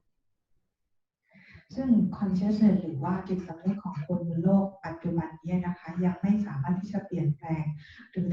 จะเปลี่ยนโลกตรงนี้ได้อีกนะคะก็เลยจำเป็นต้องbeing หรือ master ต่างๆที่มาจากดาวต่างๆต้องเข้ามาช่วยนะคะ As we awaken more, as you discover more of who and what you are and your purpose for existing, you will discover that you are part of the co-creative process of this change. เมื่อเราตื่นกันมากขึ้นนะคะเราก็คือจะสามารถทำอะไรได้มากขึ้นสามารถจะ co-create ได้มากขึ้นนะคะแล้วเราก็จะเข้าใจว่าหน้าที่ต่างๆของเราทุกคนเนี่ยนะคะก็คือเป็นส่วนที่ช่วยในการร่วมกันสร้างสรรค์นั่นเอง Now we are surrounding Terrellian in space above planet Earth once again, and I'm standing beside him. ตอนนี้นะคะเราก็คือว่ากับมาสเตอร์กับเป็นมาสเตอร์ทอร์เรียนก็กลับมาลอยอยู่เหนือบรรยากาศโลกอีกครั้งหนึ่งนะคะโดยที่มีสกอตอยู่ข้างๆค่ะ Understand, I am a co-creator of free will with Terrellian. He doesn't channel through me. He doesn't use me psychically. He is an independent being, and we co-create together. ขอให้เข้าใจว่าสิ่งที่สกอตทำเนี่ยนะคะเป็นฟรีวิวของสกอตนะคะที่มาช่วยในการร่วมสร้างสรรค์และเปลี่ยนแปลงครั้งนี้ซึ่งมาสเตอร์ทอร์เรียนเนี่ยไม่ได้สื่อสารผ่านสกอตหรือเหมือนที่เราเข้าใจเป็นร่างทรงเลยนะคะไม่ใช่นะคะก็คือสกอตเป็นฟรีวิวของสกอตที่ทำงานแล้วก็ร่วมกับทอร์เรียนที่ทำงานร่วมในการสร้างด้วยกัน There is a place called the Ray.Academy, above the void. มีที่หนึ่งนะคะที่เราเรียกว่า Ray Expansion U-Expansion Ray-Academy นะคะที่อยู่เหนือช่องว่างขึ้นไปนะคะดินแดนความว่างเปล่าขึ้นไป It is beyond the 144 parallel dimensions in the physical universe. The same in the astral, the causal, the mental, and etheric. Then there's the void, and we're going above that. ก็คือว่าในโลกทางกายภาพของเราที่มี144คู่ขนานนะคะซึ่งเหมือนกันว่าทั้ง astral plane, causal plane, mental plane แล้วก็ etheric plane แต่ละ plane ก็มี144คู่ขนานแล้วก็มี void แล้วก็มีช่องว่างตรงนั้นที่กั้นอยู่นะคะซึ่งมี huge expansion ray ค่ะมีอยู่สูงตรงนั้นขึ้นไปอยู่เหนือตรงนั้นขึ้นไป Terrellian points upward, and you can see a little cobalt blue star come into existence and light up space all around us. แล้วทาร์เรียนก็เหมือนกับชี้ให้เห็นนะคะแล้วก็เหมือนกับว่าเห็นเหมือน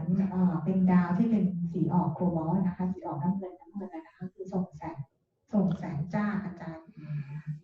It begins to duplicate itself and spread out until millions of little blue stars form a galaxy, and then at the center of it opens like the eye of a camera. เห็นเลยนะคะโคบอลต์บลูสตาร์ตัวที่เราเห็นเนี่ยนะคะปรากฏว่าเหมือนกับดูปลิเคทตัวเองขยายตัวเองแล้วปรากฏว่าขยายออกไปอ่ะมันเหมือนกับว่าเป็นดวงดาวหลายดวงในจักรวาลนะคะแล้วก็ดวงที่ขยายออกไปดวงแรกเนี่ยก็กลายเป็นเหมือนกับเป็นชัตเตอร์ของกล้องถ่ายรูปอะไรประมาณนี้ On the other side of this donut-shaped ring of stars, you can see what looks to be a far brighter, cobalt blue, luminous, beautiful sky. เมื่อไปอีกด้านหนึ่งเนี่ยของดาวดวงนี้นะคะเราก็จะเห็นเหมือนกับว่าเป็นท้องฟ้าที่เป็นออกสีน้ำเงินสีฟ้าเลยนะคะสว่างสวย And you can hear a sound coming from it that starts low and moves high. เราก็ได้ยิน like that. แล้วเราก็ได้ยินเสียงเนี่ยนะคะที่ส่งตรงมาจากบรรยากาศสีฟ้าท้องฟ้าตรงนั้นนะคะก็คือเสียงยิวลงมานั่นเอง You can see the Xeontronomus 10-foot tall couple in the Atmas they are, standing to the left of Terrellian. I'm standing to the right, and the rest of you are in a circle around us. You're going to see several other beings appear here. One is a being called Etta. He is revealed in the Emerald Doorway book. He's a real being, silica-based, not from Earth. แล้วเราก็จะเห็นนะคะว่าพวกเราก็คือว่าอยู่รายล้อมเป็นว่ากลมๆรอบกับ Ambassador ทอร์เรียนเนี่ยนะคะแล้วด้านซ้ายของทอร์เรียนเนี่ยก็คือว่า couple คู่สามีภรรยาที่เราเห็นเมื่อกี้นะคะที่มาจากดาวเซียนธนามันวัดอยู่ทางด้านซ้ายแล้วเราก็เห็นสกอตเนี่ยอยู่ทางด้านขวานะคะแล้วเราก็จะเห็นว่ามีเอสธานะคะสิ่งมีชีวิตที่เป็นเหมือนสัตว์เหมือนไดโนเสาร์น้อยๆเนี่ยนะคะปรากฏตัวให้เห็นนะคะซึ่งเอสธานี่ก็คือถ้าเกิดใครรู้จักจะมาจากหนังสือ The Emerald Doorway. He's 3 feet long from the root of his tail to the tip of his nose, has big bulbous blue eyes, looks kind of like a salamander, but his tail is glowing like crystal opal in bright sunlight. เอสธาเนี่ยนะคะก็คือความสูงประมาณ3 ฟุตนะจากตั้งแต่หัวจนถึงหางนะคะแล้วก็ตัวออกสีเขียวๆนะคะตัวเหมือนซาลาแมนเดอร์นั่นก็เรียกนะแล้วก็ตาออกสีน้ำเงินแล้วที่หางตรงปลายหางอาจจะเป็นแบบว่าเป็นเหมือนเป็นแสงแววๆเป็นคริสตัลอะไรประมาณนั้นออกสีรุ้งๆนะคะ You can see exactly what he looks like illustrated in the Emerald Doorway book. อันนี้สามารถจะไปดูได้นะคะจากหนังสือ The Emerald Doorway นะคะ He's cute, adorable, courageous to a fault, and he's telepathic and has a photographic memory and little dexterous hands and feet like a human. เป็นพระเจ้าเนี่ยเป็นเขาเรียกเป็นสัตว์เนาะก็คือเป็นสัตว์ที่น่ารักแล้วก็เป็นฉลาดด้วยนะคะฝรั่งปลูกไม้ปลูกพวกเราอยู่ He's a master teacher as well, but he's not human. พระเจ้านี่ก็เป็น master teacher นะคะแต่ว่าไม่ได้เป็นคนเหมือนพวกเรานะ Human beings are molecules carbon-based. Etta is a dren. They are a race that are silica-based. คืออย่างเราเนี่ยโครงสร้างเนี่ยเราเป็นคาร์บอนเบสนะคะแต่ว่าเอธาเนี่ยเป็นเกรนนะคะเราเรียกว่าเป็นสิ่งมีชีวิตที่เรียกว่าเป็นเกรนนะคะเป็นซิลิก้าเบสนะคะ He is one of the teachers who teach in the Hue Expansion Ray Academy. ซึ่งเอธา เนี่ยก็เป็นหนึ่งในครูนะคะเป็นมาสเตอร์เนี่ยที่สอนอยู่ที่Academy ด้วยเหมือนกันนะคะที่ Ray.Academy I administrate things there. I'm also a teacher. Terrellian is the Ziantranamus couple you've met, and we're all going to move in a circle around Terrellian up through this opening, and we suddenly find ourselves floating high up in a beautiful, luminous, bright blue atmosphere, looking down on 6 snow-covered mountain peaks. ซึ่งทั้งหมดนะคะไม่ว่าจะเป็นพอลเลียนนะคะเป็นคู่สามีภรรยาที่มาจากดาวเซียนทรานามาวันสกอตแล้วก็เอธาทั้งหมดเนี่ยก็คือเป็นมาสเตอร์นะคะแล้วพวกเราที่ล้อมอยู่รอบๆนะคะเราก็จะไปยังที่หนึ่งนะคะก็คือไปที่ Ray.Academy ขึ้นไปข้างบนเนี่ยนะคะเข้าสู่บรรยากาศที่เป็นสีฟ้าแล้วมองลงมาเราก็จะเห็นเป็นภูเขานะคะเหมือนกับเป็นภูเขา6 เหลี่ยม6 ลูกนะคะอยู่ตรงนั้นนะอยู่ข้างล่างให้เรามองลงไปนะคะ We are between the 6th and 5th planes above the void. ตอนนี้เราอยู่ระหว่างชั้นที่5กับชั้นที่6นะคะที่อยู่เหนือดินแดนความว่างเปล่าตรงนั้นขึ้นมา There is one below us. มีที่หนึ่งที่อยู่ใต้เราไป And we've bypassed it this time to go directly to the U.Exp.Ray.Academy to see what it looks like. ซึ่งเราผ่านตรงนั้นมานะคะจากมิติที่5นี้ที่เราพูดถึงนะคะแล้วเราก็คือตรงมาอย่างที่ Ray.Academy เลยเพื่อมาดูกันว่ามีอะไรบ้าง Look around you in every direction onto the horizon, and you'll see that this is a huge, circular, floating, continental-sized landmass. ซึ่งให้มองไปดูรอบๆนะคะซึ่งเป็นเหมือนกับว่าพื้นแผ่นดินที่ใหญ่มากๆเลยนะคะที่ลอยอยู่โดยแบบลอยอยู่ตรงนั้นเลยนะคะซึ่งกว้างใหญ่ไพศาลมหาศาลมาก There is a white glowing beach surrounding the outer circumference, completely encircling this land. ซึ่งในรอบๆผืนแผ่นดินที่ลอยอยู่ตรงนี้นะคะก็คือแผ่นดินก็จะเป็นแบบกลมเลยนะคะแล้วในบริเวณรอบๆแผ่นดินตรงนี้ที่ล้อมรอบแผ่นดินก็จะเป็นพื้นทรายสีขาว This brilliant blue atmosphere surrounds it in every direction, below, above, and as far as you can see. There are no suns, moons, or stars here. ในดินแดนตรงนี้นะคะที่เราเห็นเนี่ยนะกว้างใหญ่ไพศาลเนี่ยไม่มีดวงดาวไม่มีดวงจันทร์นะคะไม่มีอะไรเลยนะคะ When you listen, you can hear this white, luminous, golden white light pulsating behind the blue light, and it sounds like millions of men and women's voices singing the hue on multi-dimensional levels. พื้นแผ่นดินของRay.Academy เนี่ยนะคะไม่มีพระจันทร์ไม่มีดวงดาวนะคะแต่ว่าเป็นพลังงานแสงสีขาวเนี่ยที่อยู่ในทั่วไปเลยนะคะที่ซัพพอร์ตแสงสีฟ้าที่อยู่ในบรรยากาศของที่นี่นะคะถ้าเราตั้งใจฟังดีๆเนี่ยเราได้ยินเสียงที่เป็นเสียงฮิวที่ส่งออกมาตลอดเวลาส่งผ่านชั้นต่างๆที่อะไรส่งผ่านมิติต่างๆมาเลย When you look towards the west, the western mountain, you'll see a white marble floor 100 feet across, out of which extends a blue, transparent, smooth, glass-like tower, has a flattened sphere 2/3 of the way up, and then it extends to a minaret-type point. ถ้าเรามองไปทางฝั่งตะวันตกนะคะของในดินแดนนี้นะคะเราก็จะเห็นเป็นผืนเขาเรียกอะไรนะเป็นแผ่นหินนะคะสีขาวกลมๆที่วางอยู่นะคะแล้วก็บนแผ่นพื้นสีขาวแผ่นหินสีขาวนั้นนะคะก็คือว่าจะเห็นเป็นตัวอาคารกระจกสีน้ำเงินใสๆวางเป็นสง่าอยู่ตรงนั้นนะคะแล้วก็ข้างในกระจกขึ้นมาเนี่ยประมาณ2/3เนี่ยก็จะเห็นเป็นพื้นสีขาวๆเป็นพื้นหินเชื้อขาวอีกครั้งหนึ่งอยู่ภายในพื้นที่ตรงนั้นนะคะ You can see from the base of the white marble floor, white roadways, straight as an arrow, extend out from it in every direction like the spokes of a bicycle tire. ในตรงที่เราเห็นเนี่ยนะคะที่เป็นที่มีอาคารตึกสีฟ้าเนี่ยนะคะที่เป็นกระจกสีฟ้าใสเนี่ยน้ำเงินใสเนี่ยตรงบริเวณด้านล่างเนี่ยมันจะเป็นฐานเป็นหินสีขาวๆนะคะซึ่งพอเป็นฐานเสร็จแล้วเนี่ยจะเห็นเป็นทางเดินสีขาวๆเนี่ยออกไปในทุกทิศทุกทางให้จินตนาการเห็นกับว่าล้อจักรยานนะคะที่มันจะมีแบบไขว้ๆกันอยู่ข้างในตรงนั้นจะเป็นทางเดินเต็มไปหมดเลยนะคะเช่นกันนะคะที่นี่จะเป็นแบบ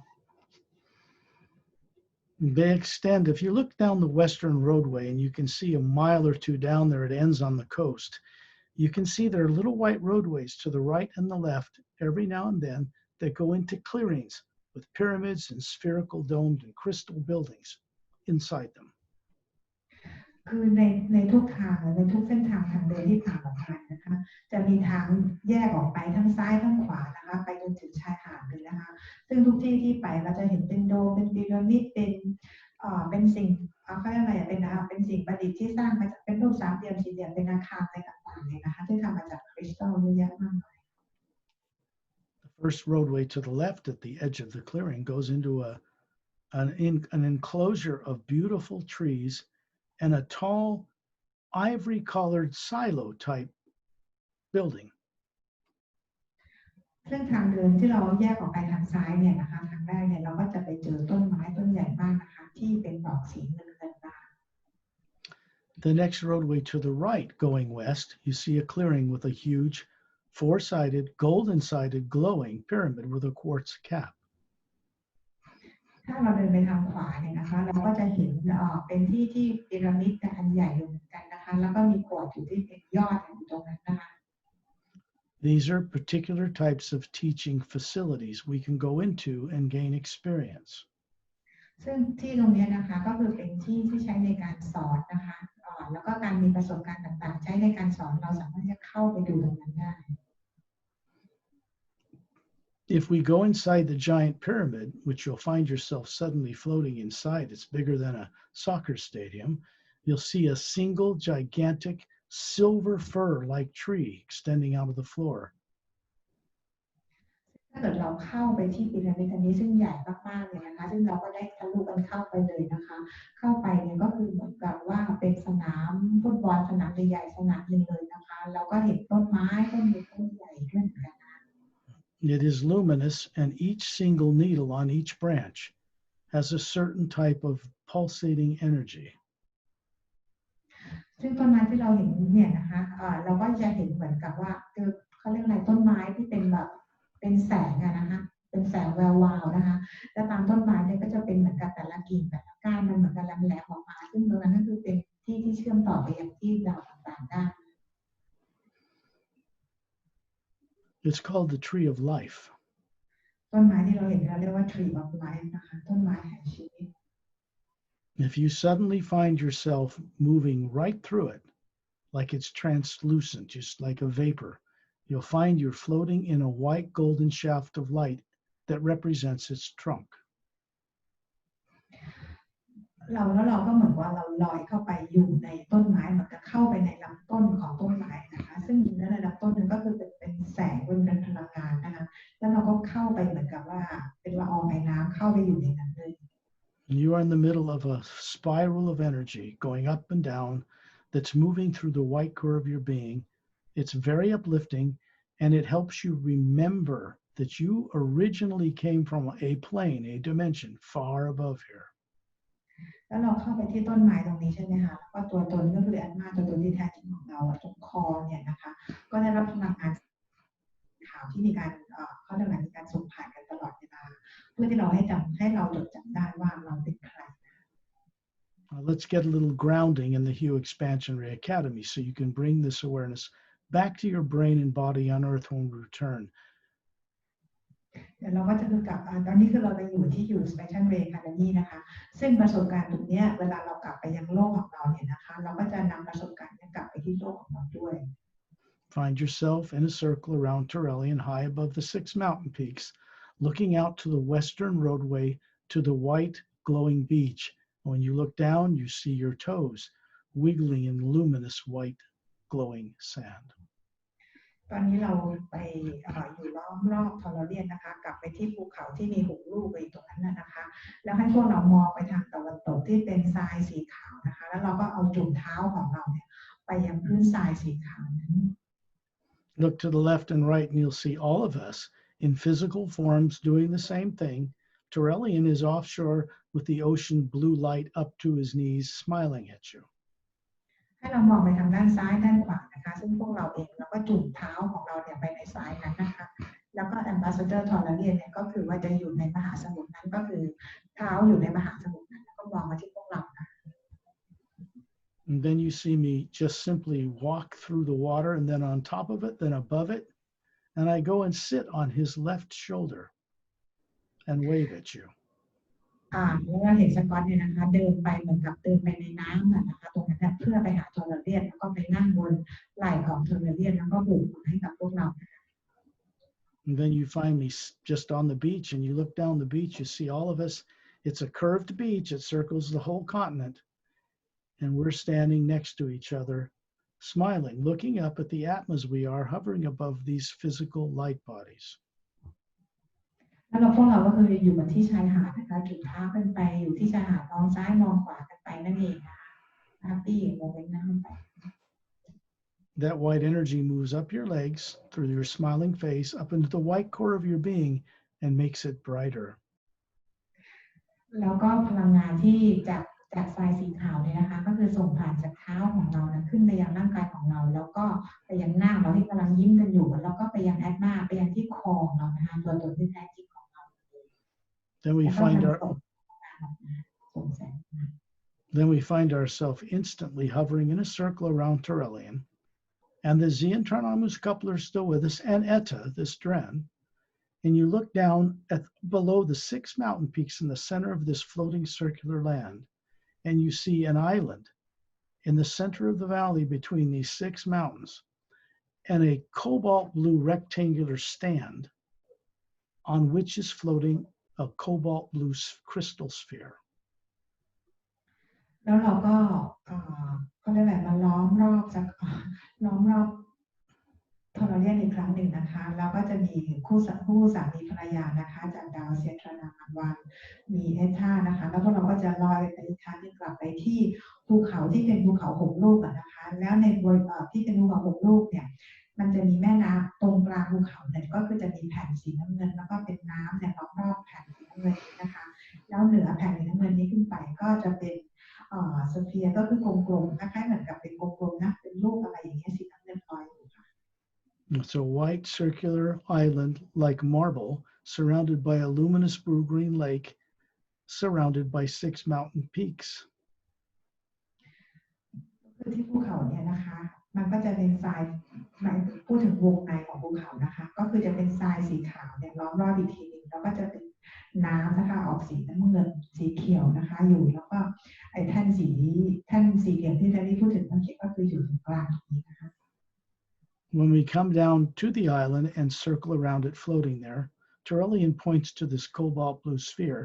which is floating about a foot above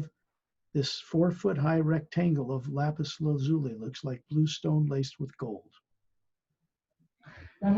พวกเราก็คือกำลังลอยอยู่ตรงกลางนะคะในบริเวณกลางตรงนี้นะคะที่มีลูกที่มีคล้ายๆเป็นลูกกลมๆเนี่ยลอยอยู่นะคะเหนือแผ่นพื้นสีเขียวพื้นนะไอ้พื้นที่เป็นสี่เหลี่ยมผืนผ้าเนี่ยเราเรียกว่าเป็นสีน้ำเงินขาวทองอะไรประมาณอย่างนั้นนะคะซึ่งลูกกลมๆเนี่ยลอยอยู่ขึ้นไป You can see a brilliant cobalt blue star shining in the very center inside this crystal sphere. แล้วเราก็จะเห็นเหมือนกับเป็นโคบอลต์บลูสตาร์เหมือนดาวอีกดวงหนึ่งนะคะที่อยู่ในวงกลมอันนี้ที่เราเห็นจากข้างนอกนะคะส่องแสงประกายออกมา We find ourselves floating inside the crystal sphere now in a blue atmosphere, looking at this brilliant blue star. It's very big, like the size of a soccer stadium again inside. ทีนี้พวกเราก็ลอยเข้าไปในลูกกลมๆนี้นะคะเพื่อไปดูเหมือนกับเป็นดาวข้างในที่เป็นส่องแสงประกายนะคะซึ่งจะมีขนาดประมาณสนามฟุตบอลนั่นเองนะคะ When you look up, you see a swirling shaft of golden white light coming through from way up higher through this crystal sphere into this blue star and down through the ground. ถ้าเรามองขึ้นไปนะคะเราก็จะเห็นเป็นแสงที่ขาวประกายทองเนี่ยนะคะที่ส่งตรงมาจากข้างบนเนี่ยนะคะผ่านไปยังบลูสตาร์ตรงที่เราเห็นนะคะไปยังพื้นล่าง The blue glass administration tower I described and this blue sphere maintain and sustain the U.Exp.Ray.Academy floating landmass. แล้วก็ที่บลูทาวเวอร์เมื่อกี้นะคะที่เราเห็นกันนะคะนั่นก็คือจะมีบลูไซด์ด้วยก็จะมีการส่งพลังงานเพื่อส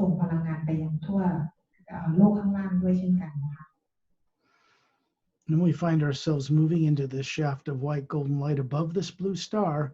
and it's roaring up and down around us safely, and you can hear the sound of millions of men and women's voices singing the hue on all levels until it blends and becomes one round, solid tone. Like that. แล้วเราก็ลอยเข้าไปยังแสงสีขาวประกายทองนะคะเมื่อเราเข้าไปแล้วนั้นเราก็จะได้ยินเหมือนกับเป็นเสียงของหลายๆมิติเนี่ยนะคะเขาร้องประสานเสียงกันก็คือเป็นเสียงฮิวแต่ว่าพอร้องประสานเสียงเดียวกันนะเราจะได้ยินเป็นเสียงฮิวเสียงเดียวที่สะท้อนส่งเสียงออกมาเมื่อสักครู่ And you look down and see a vortex opening below us. And below that, Terrellian and all of us still hovering in space above that parallel dimension where Lemuria and Earth is with no polar ice caps. แล้วเราเมื่อกี้เราอยู่ในแสงสีขาวใช่ไหมคะแล้วเรามองข้างแล้วเรามองออกมาข้างล่างก็เหมือนกับว่าเป็นวอร์เทกซ์นะคะก็เป็นกับเขาเรียกอะไรนะเป็นประตูไม่ใช่ประตูนิตินะเป็นช่องเนี้ยนะเราก็เปิดพอเปิดแล้วปุ๊บแล้วพวกเราก็คือมันลอยอยู่ที่โลกเลมูเรียเมื่อกี้ที่เรามากันนะคะ The next instant, you look up and you can see the vortex still there in the blue atmosphere of the U expansion ray up above it. We are back. เรามองให้เรามองกลับไปนะคะเมื่อกี้ vortex ที่เปิดใช่ไหมคะเราก็มองขึ้นไปเราก็เห็นว่าU exp.Ray.Academy นั้นอยู่ข้างบนนั่นเองนะคะตอนนี้ก็คือเราลอยลงมาข้างล่างแล้วนะคะกับการมาซิเตอร์ทอร์เรียนนะคะแล้วก็ทุกคนนะคะ Those beautiful stars circling in the opening close to one single blue star, and then it disappears. เมื่อกี้ที่เราเห็นเป็นดาวสีน้ำเงินที่อยู่ในวงกลมที่เป็นอยู่ในรูปอีกวงหนึ่งนะคะปรากฏว่าค่อยๆหายไปนะ You can still see the emerald, crescent, or moon-shaped beach down on the southern area, a third of the way up from the South Pole on the continent of Lemuria. แล้วเราก็มองไปนะคะเราก็เห็นเหมือนกับเป็นทวีปนะคะผืนแผ่นดินที่เป็นรูปเหมือนพระจันทร์ครึ่งเสี้ยวนะคะเป็นทรายสีขาวและหินภูจักรที่มีชีวิตอยู่ตรงนั้นนะคะ And you are in the white core of your being looking at this body standing in space, but you look at the green layer and you see that a number of these little teardrops, these higher faculties in that layer, are turned on. ตอนนี้นะคะเราก็คือมองไปที่ดาวโลกเลมูเรียของเรานะคะเราก็ลอยอยู่ในชั้นบรรยากาศใช่ไหมให้เรากลับมาดูที่แอดมาตัวตนที่แท้จริงของเรานะคะตัวของเรานะเราให้ไปดูที่แถบสีเขียวนะคะแล้วก็หยดน้ำในแถบสีเขียวของพวกเราหลายกลุ่มนะคะตอนนี้เริ่มมีการเปิดแล้วนะคะในการเขาเรียกว่า activate เป็นแสงนะคะติ๊งติ๊งติ๊งติ๊งขึ้นออกมานะคะ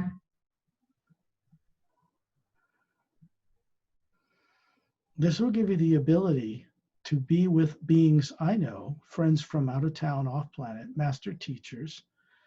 When you're out of your body at night, they will be able to communicate with you in Thai until you can remember to speak all languages. This will help you. นี่นะคะเพราะว่าหยดน้ำของเราเนี่ยก็ได้เปิดแล้วก็เป็นโอกาสดีนะคะที่เราได้ไปรู้จักกับ beings ต่างๆเนี่ยนะคะในยามกลางคืนที่เราหลับเนี่ย beings ต่างๆเนี่ยเขาก็จะมาช่วยเราได้เช่นช่วยเราได้นะคะให้เราได้ในเรื่องของการตื่นรู้มากขึ้นนะคะโดยที่เขาจะสื่อสารกับเราได้ด้วยเป็นภาษาไทย You can see the beautiful moon with the oxygen atmosphere and rain clouds and dome cities beautifully turning on its axis. It looks like a smaller version of Earth. No polar ice caps, and it's circling the planet, turning on its axis. It has gravity. แล้วเราก็คือดวงจันทร์ของดาวของโลกเลมูเรียนนะคะที่มีภูเขามีพีระมิดมีแม่น้ำมีอะไรเนี่ยนะคะที่หมุนรอบตัวเองได้ตอนนี้ก็คือว่าเริ่มเปลี่ยนมาเป็นกลับในชั้นบรรยากาศโลกของเราแล้วนะคะ And then you see Terrellian wave his hand. He's still in the center of us, showing you his tall 18-foot body, the sphere behind him. And you see that the Earth returns with its polar ice caps you're used to seeing, and the barren moon with the meteor craters that does not turn on its axis. In the distance, you can see the yellow sun and all the billions of stars of our galaxy. And behind that, the void of space, a white golden light.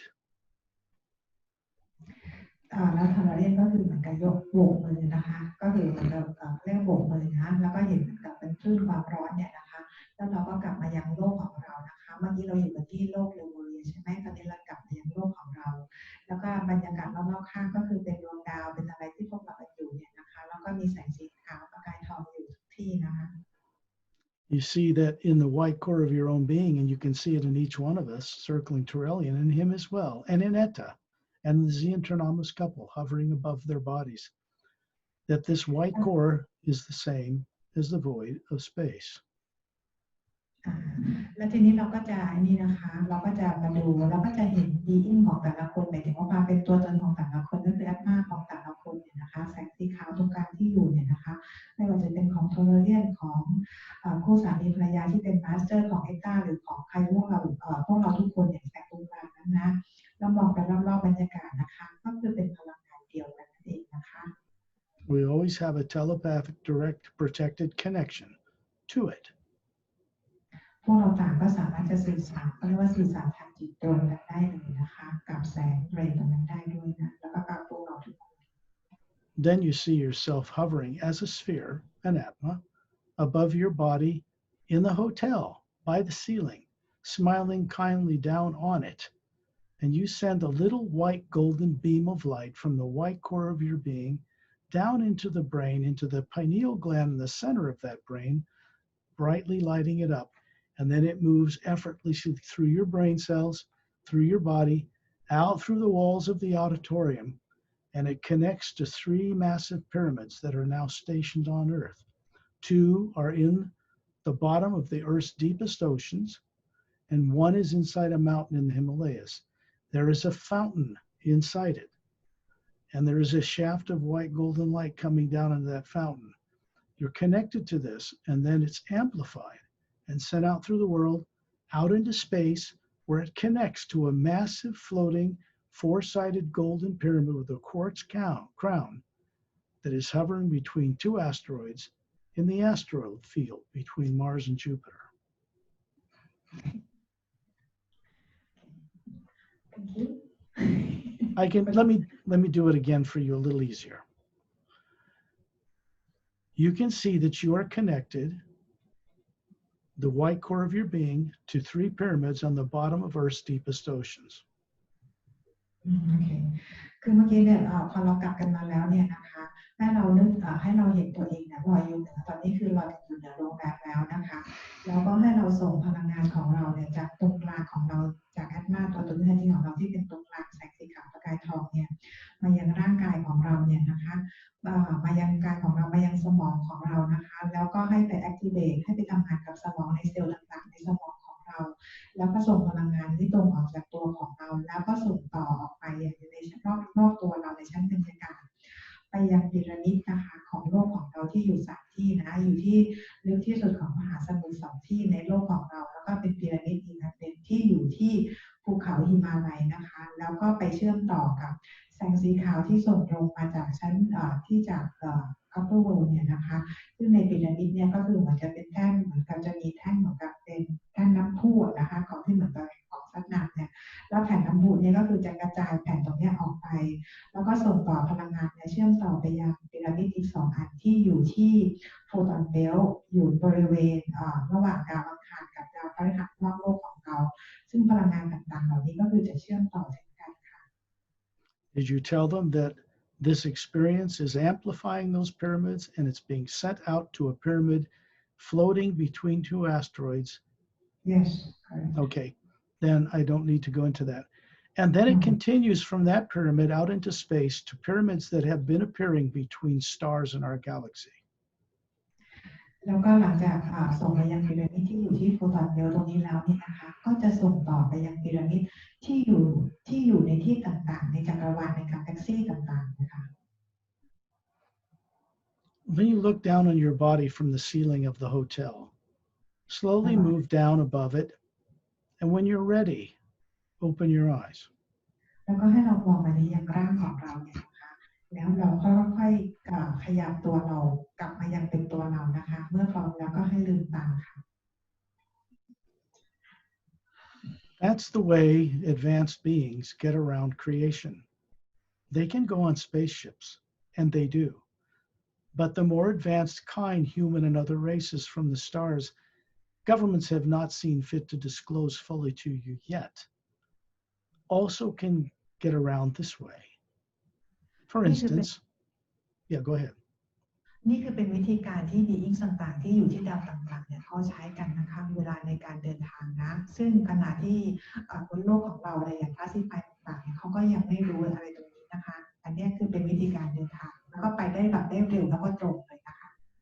I apologize. I sometimes forget that I'm still speaking in English when I'm talking to you telepathically. แล้วก็บอกว่าขอโทษทีเหมือนกันบางทีก็ลืมไปว่ากำลังพูดภาษาอังกฤษเพราะเวลามันสื่อทางจิตก็ไปออกมาเรื่อยๆเรื่อยๆเนี่ยลืมตัว I have to wait for Perry to translate. ก็เราบอกว่าต้องรอให้แพรรี่แปลให้ก่อนนะไม่ลืมไปเล่นยาวเลยประจำ I think Perry deserves a big round of applause for the great job she's done translating. บอกว่าก็คือแพรรี่ก็คือจะได้มีประสบการณ์แล้วก็อะไรการแปลที่ดีไปด้วยนะคะ She's done a great job. ทำงานแพรรี่ทำงานได้ยอดเยี่ยมมาก Thank you. It's not easy to do what she's doing.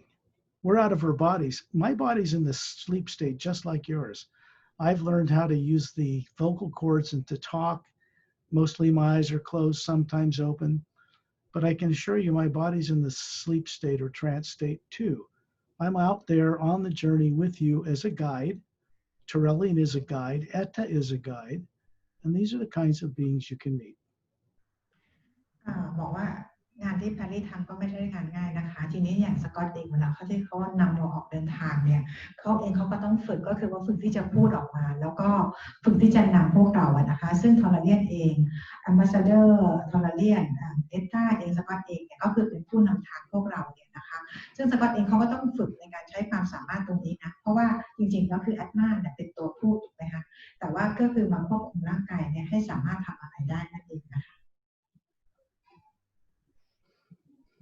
If you all have the Serenely's Agenda and the Emerald Doorway books, they will help you in many ways as channels, as doorways, even if you can't read them. ถ้าเรามีหนังสือ The Emerald Doorway แล้วก็ The Serenely's Agenda เนี่ยนะคะถ้าเรามีถึงแม้ว่าเราจะอ่านไม่ได้นะแต่ว่าจะเป็น doorway อะไรที่เป็นช่วยพวกเราได้นะคะเพราะในหนังสือนี่คือพลังงานนะคะ They're not just published books. They were set up by Terrellian and others and myself to function as a type of hue channel. หนังสือนี้มันไม่ได้เป็นเพียงแค่หนังสือที่พิมพ์ออกมานะคะแต่หนังสือนี้เป็นการช่วยเหลือและก็ทำงานของเทอร์เรียนแล้วก็ปีอิงซีแล้วก็สกอตนะคะเพื่อเป็นช่องทางในการเชื่อมต่อกับพลังงานฮิวนั่นเองนะคะ Now, from what Perry has told me, she's translated several of the techniques at the back of that book so that you can read them in Thai and go on journeys. ที่แพรรี่บอกไปว่าแพรรี่ได้แปลแบบฝึกฮิวท้ายบทมาให้แล้วนะคะตรงนั้นน่ะซึ่งสกอตบอกว่าสามารถจะเอาไปฝึกกันได้เลยนะคะ Nobody said it would be easy, but it is childlike wonder and fun. สกอตบอกว่าเรื่องนี้ไม่มีใครบอกว่าง่ายนะคะแต่ว่าเวลาที่จะไปออกเจอนี่หรือฝึกอะไรไปเนี่ยให้ทำเหมือนกับเป็นเด็กๆนะคะคือตื่นเต้นสนุกอยากรู้นะคะอันนี้เป็นความเป็นเหมือนซอสจริงๆคือเรื่องความอยากรู้มันเลยมาสร้างจักรวาลเนี่ย I think this was our longest journey yet. Correct สกอตบอกว่าเป็นเจอร์นี่ที่นานมากเห็นด้วยไหมคะ But it will be recorded on Perry's YouTube channel, so your privacy and patient your own home whenever you can, when you won't be disturbed. Play it back and go on the journey again. You'll discover many more things. สกอตบอกว่าอันนี้คือเราจะเอาลง YouTube กันนะคะเมื่อมีเวลานะไปฝึกกันนะคะแล้วก็มันจะเป็นประสบการณ์ที่ยอดเยี่ยมมากเลยนะคะอย่าลืมไปทำกันนะหาเวลาที่แบบว่างๆสงบนะคะ I guess we should have some questions and answers then, huh? มีคนจะถามกันไหมคะมีใครอยากถามอยากรู้ไหมคะค่ะป้าหมอค่ะเดินมาด้วย You can take a breather. We're back.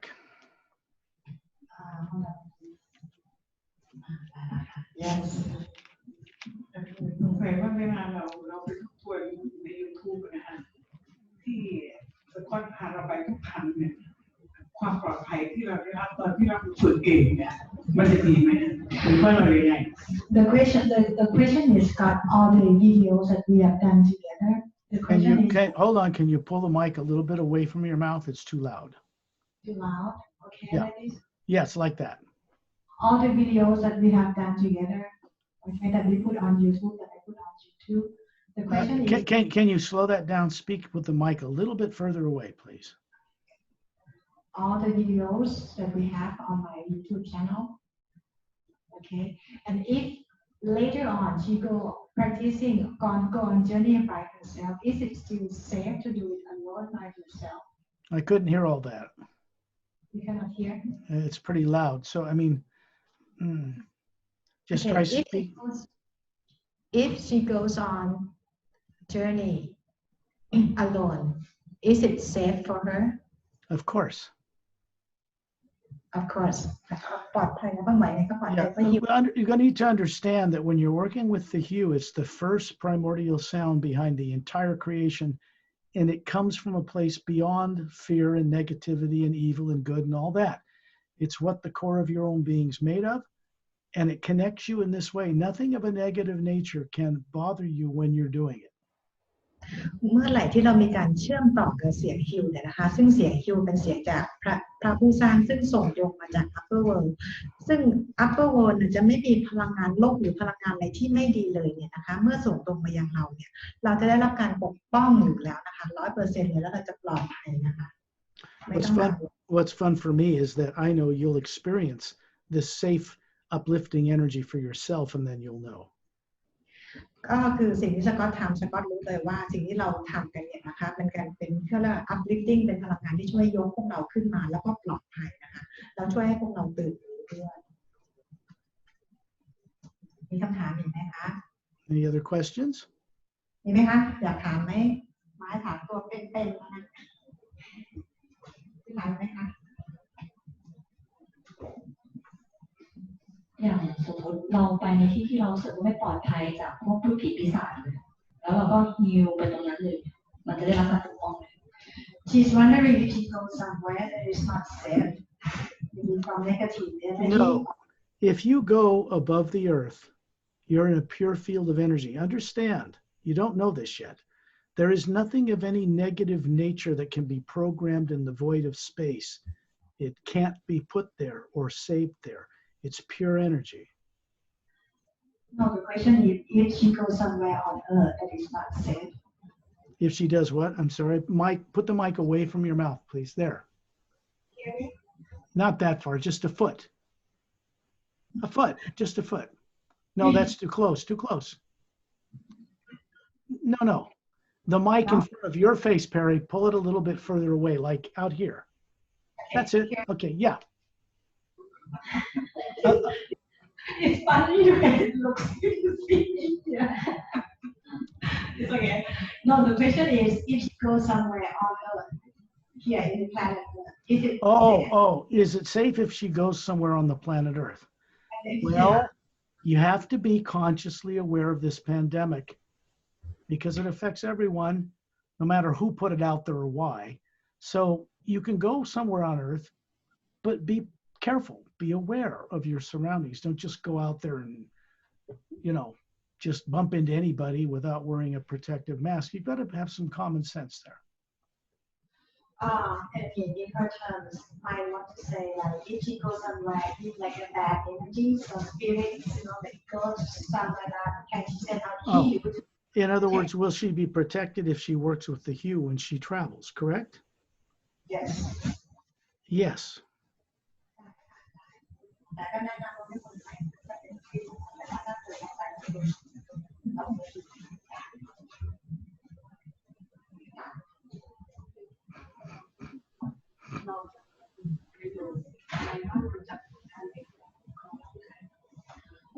The question is, if she goes on many journeys,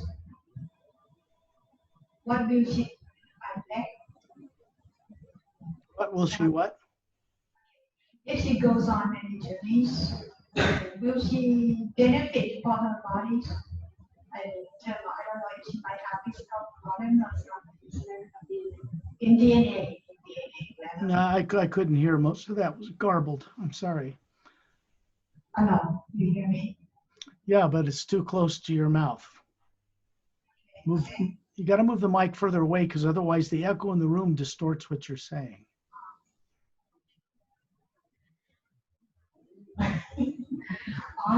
If she goes on many journeys, will the bodies benefit of it, especially for DNA? Like maybe activate some DNA stuff and it's too open. I can't understand you, Perry. You're going to have to come back up front. It's too much echo in the room through the mics. Maybe can you turn down your volume? Okay, the question is it better here? Is it better? You hear me? Yes. Okay. She asked if she goes on many journeys, will the journeys, can you hear me? Will the journeys what? Will the journeys bring the benefit to her body? For example, like activate her DNA. To do that, you have to wake up the higher faculties in the Atma that you haven't used in maybe millions of years. ถ้าจะทำแบบนั้นนะคะพี่มานมาศนั่นหมายความว่าพี่จะต้องตื่นพอที่จะไปปลุกความสามารถของพี่ด้วยตัวตนที่แท้จริงของพี่แล้วก็ถึงจะมาปลุกมาแก้ไขร่างกายนี้ได้ Each layer around the core of your being has a higher number of faculties in it. ก็คือในแต่ละชั้นของแอตมาของเรามันก็คือจะมีความสามารถต่างๆอยู่นะคะหลายๆอันมากๆเลยนะซึ่งเราจะต้องตื่นแล้วก็ไปปรับ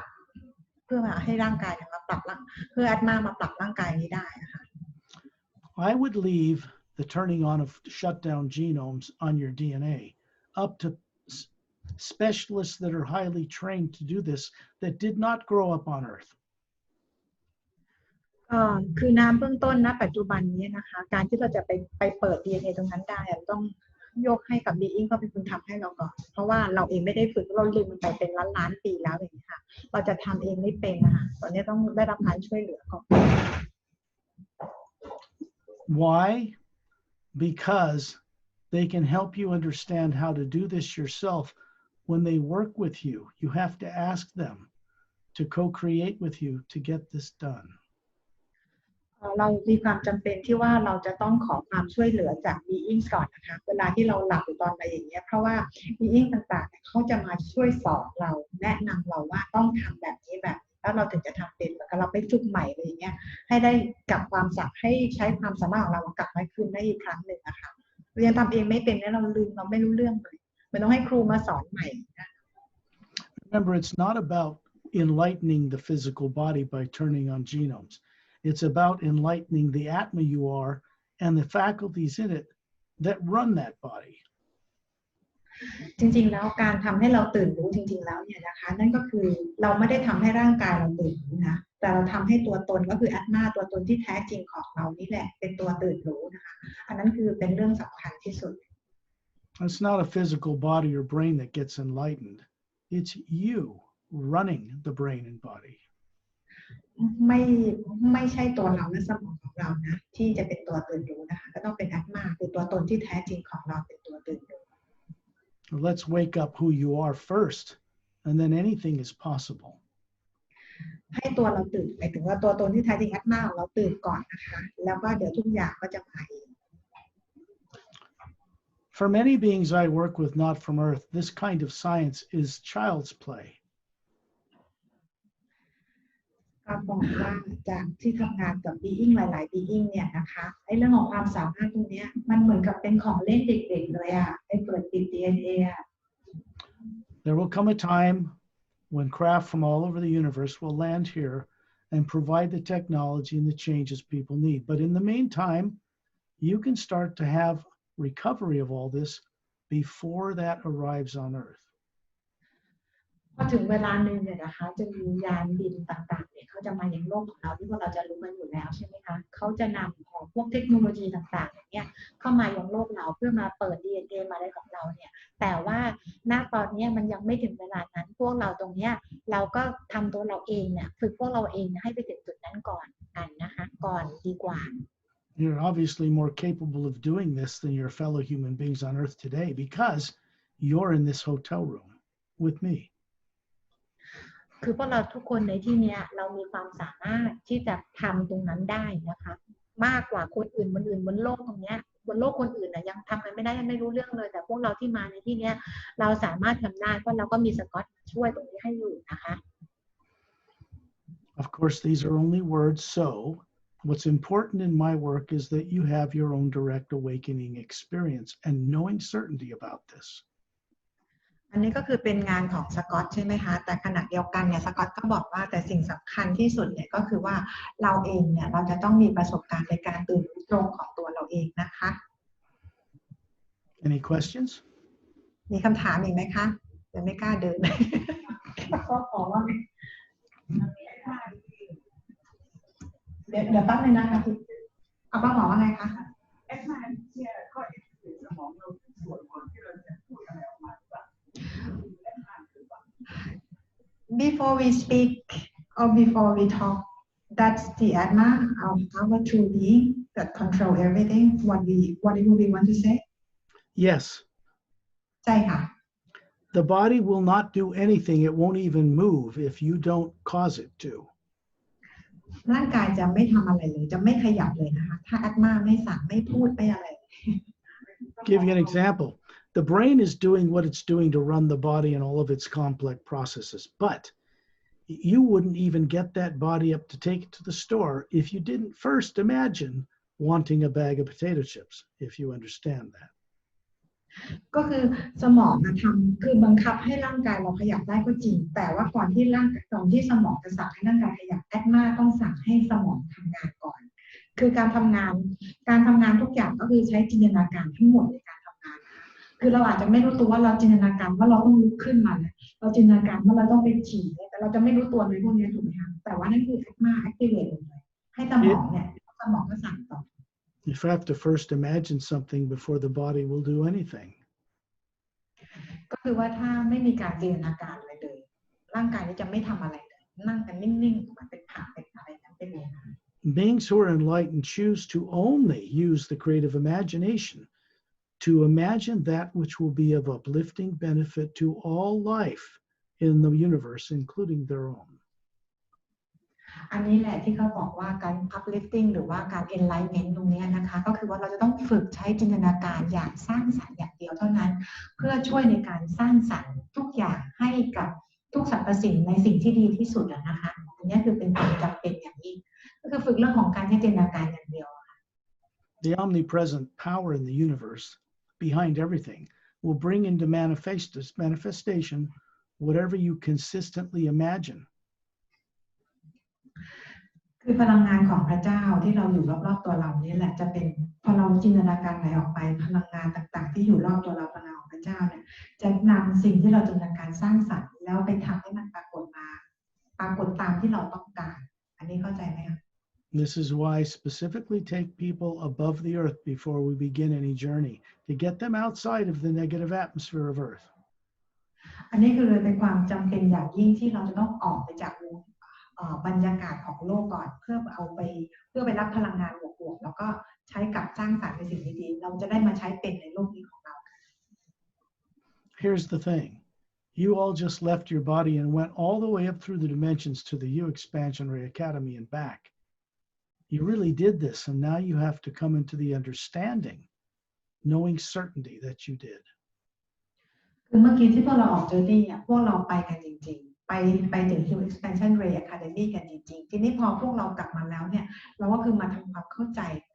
ประสบการณ์ตรงนั้นนะคะว่าเราไปกันมาจริงๆแล้วเราไปทำอะไรกันมาจริงๆนั่นเอง This should be clear, but if you play this journey back again sincerely, you'll begin to understand these words.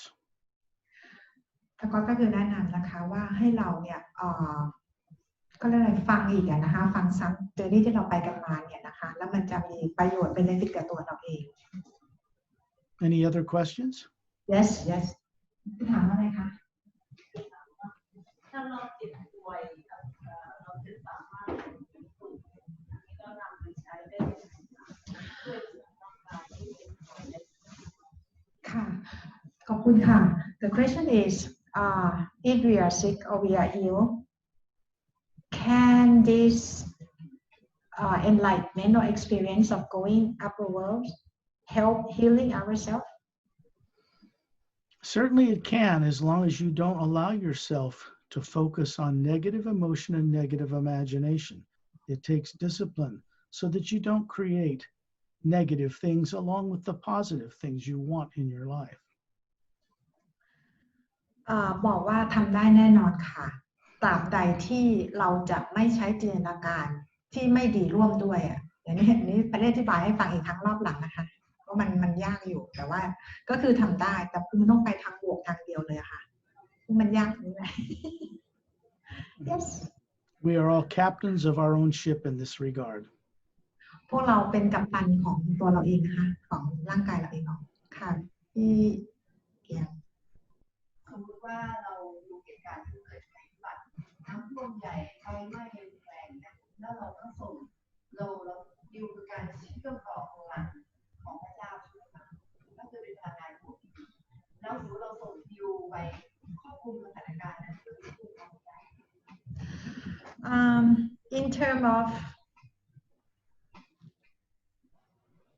in term of disaster or nature disaster somewhere and when we see or we watch on TVs or from news can we send out heal to help to ease that situation or to control? Yes, but don't try to control what the hue will do through you. That's not possible. You can imagine it doing something that is of benefit to the whole world, but don't try to tell it how to do it. Keep it clean, pure. Not just for your own recognition or anything like that, but you can send the hue out to all life if you want, but don't get into empathy and pity because it'll connect you to the negative things. Just send out goodwill, send out respect for the beings that are running those bodies. คือเราส่งฮิวออกไปได้นะคะทีนี้ส่งฮิวออกไปได้มันจะมีการเชื่อมต่อแต่ว่าเมื่อเราส่งไปเราจะไม่มีการบอกว่าต้องทำอย่างนี้สิต้องทำอย่างนี้สิเพราะนั่นคือเป็นการควบคุมถูกไหมคะเพราะว่าฮิวเนี่ยเป็นแสงของพระเจ้าเป็นแสงเสียงอัจฉริยะอยู่แล้วเขารู้หน้าที่ว่าเขาต้องทำอะไรเราเพียงแต่ส่งไปนั่นได้ไปยังเหตุการณ์ตรงนั้นได้หรือเราจะส่งแบบทั่วๆไปให้คนบนโลกทั่วๆไปก็ได้เช่นกันแต่ว่าส่งออกไปก็คือส่งไปเฉยๆเขารู้หน้าที่เขาต้องทำอะไรแค่ส่งออกไปนะคะ We don't control the one source behind all life, the one energy, the one hue. It co-creates with us for the uplifting benefit of all life.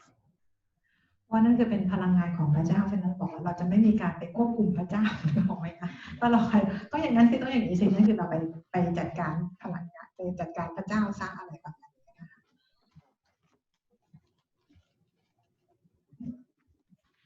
มีคำถามไหมคะระหว่างนี้ดูนะคะ This is what you really look like. อันนี้คือตัวตนที่แท้จริงของเรานะคะเป็นแบบนี้กันเลยกลมๆ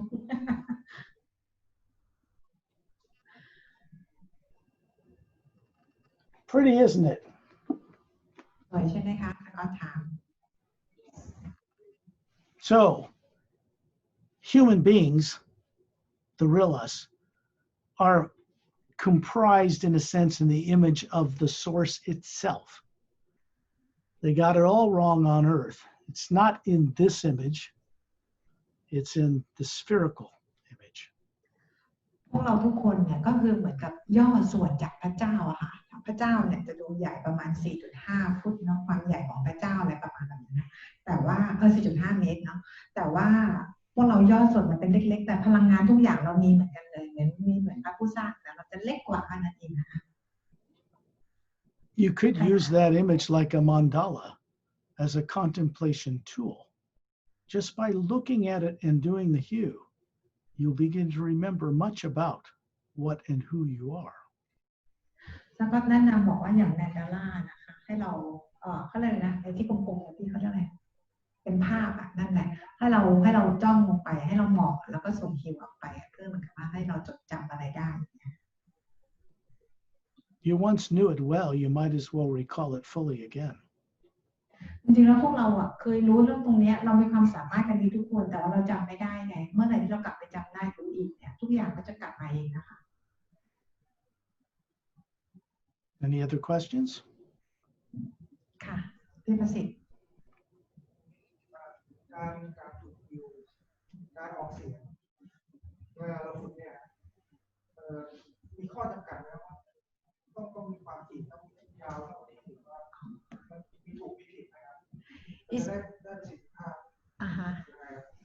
to send out the hue? Is it like important, like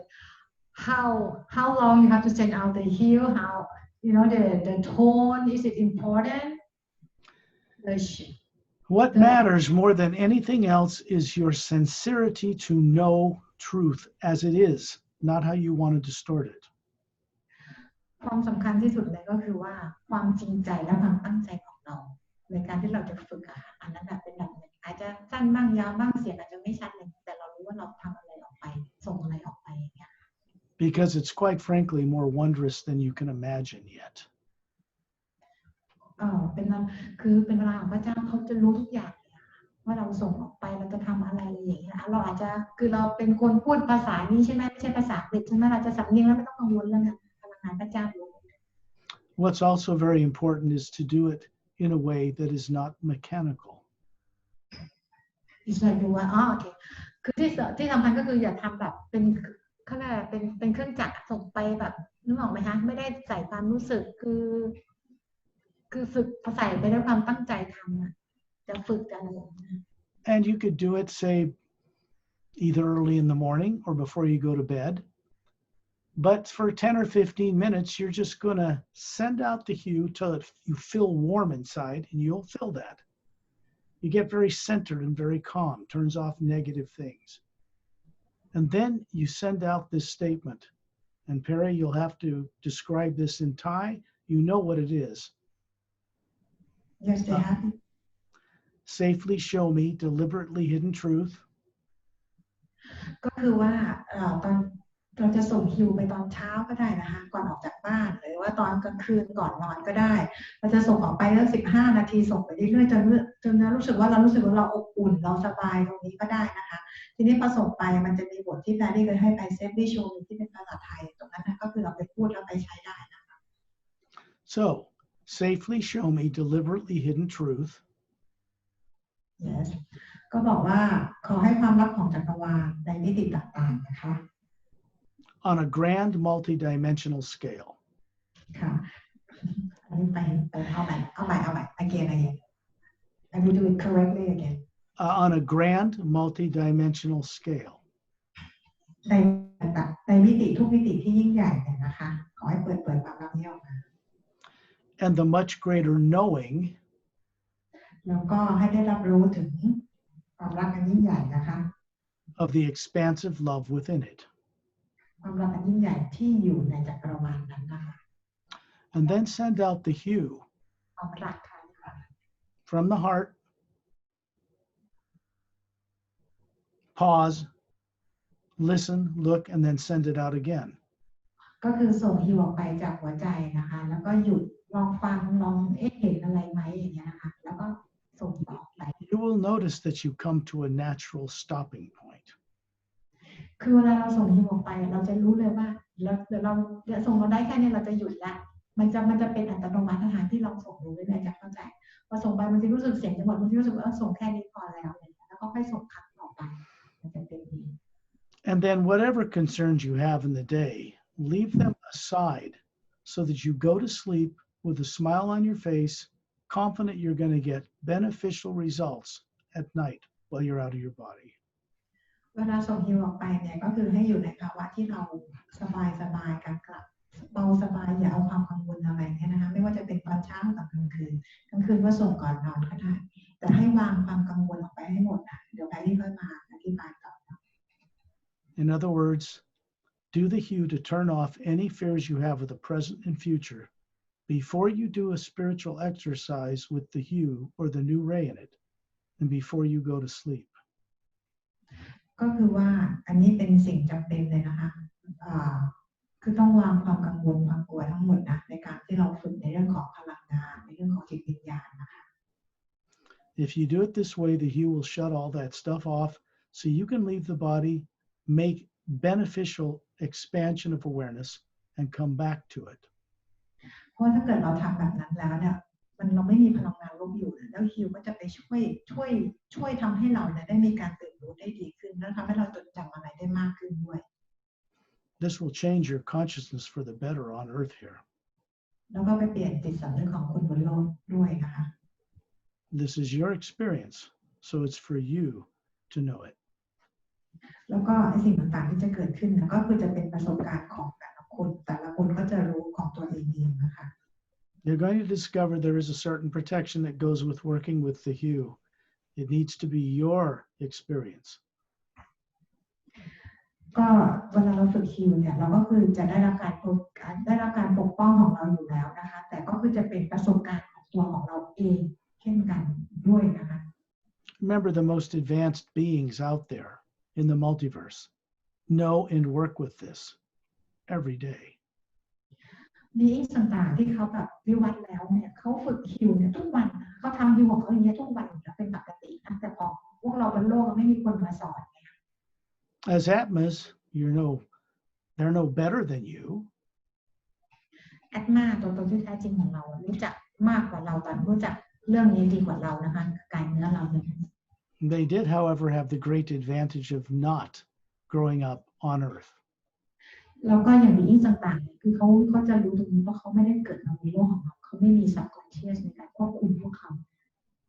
We're all in this together, and it's up to us,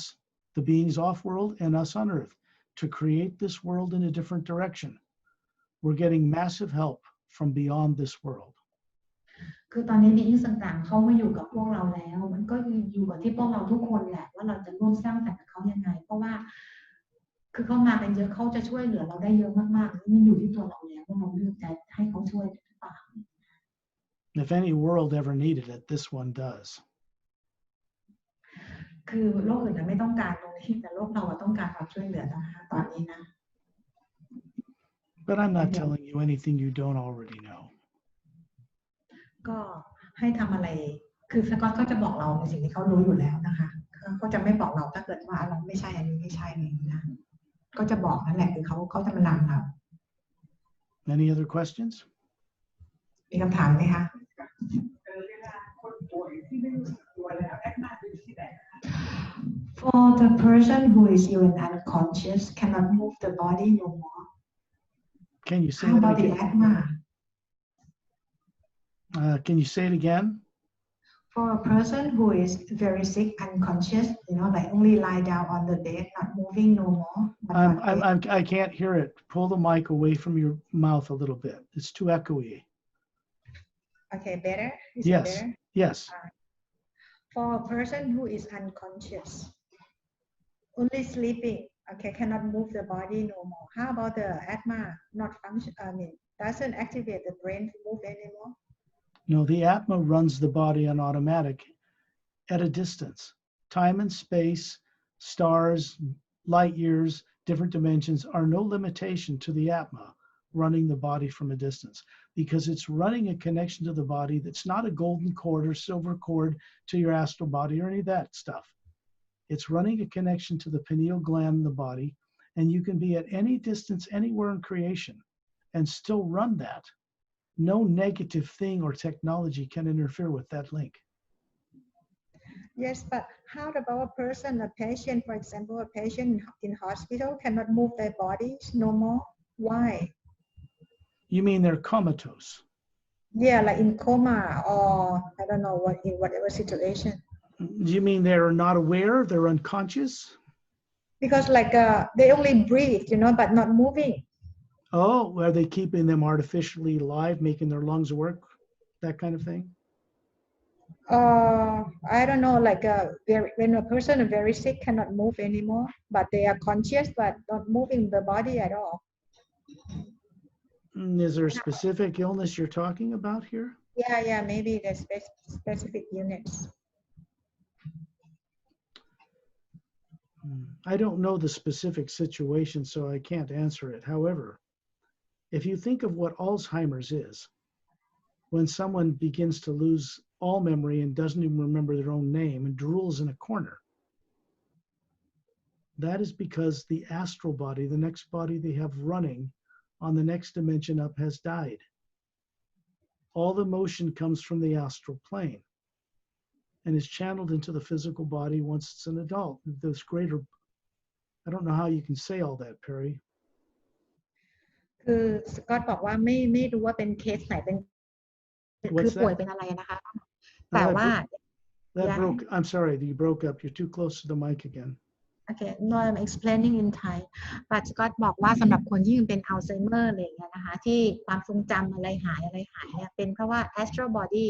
ที่เขาอยู่ที่ astral plane ร่างกายนั้นของเขากำลังตายนี่บอกไหมคะทีนี้พอการตายเพราะว่าความรู้สึกอารมณ์ต่างๆเราเอามาจาก astral body ถูกไหมคะ astral plane พอร่างกายตรงนั้นตายไม่สามารถจะส่งความรู้สึกมาอย่างตรงนี้ได้เหมือนกับเราก็จำอะไรไม่ได้ไม่มีอารมณ์ไม่รับรู้รับอะไรอย่างนั้นเลย You guys have to understand you're running more than one body and one dimension at one time as the Atma right now. คือสกอตจะบอกว่าพวกเราต้องไม่ลืมว่าเรามีหลายร่างคืออย่างน้อยมีเราอยู่กัน5เพลนถูกไหมคะนั่นน่ะเรามีหลายร่างกายในแต่ละเพลนน่ะมันก็จะมีผลกับร่างกายนี้ทั้งหมด You're not just running this physical body here, you're running an astral body on the astral dimension as well. And one on the causal and mental and etheric planes, 5 of them really. ก็ในทุกๆเพลงว่าหมอยกตัวอย่างโรคได้ไหมคะอย่างอาการแบบไหนที่คนไม่ขยัน If someone is in a hospital and they're conscious but can't move their body, they've got some kind of nerve damage.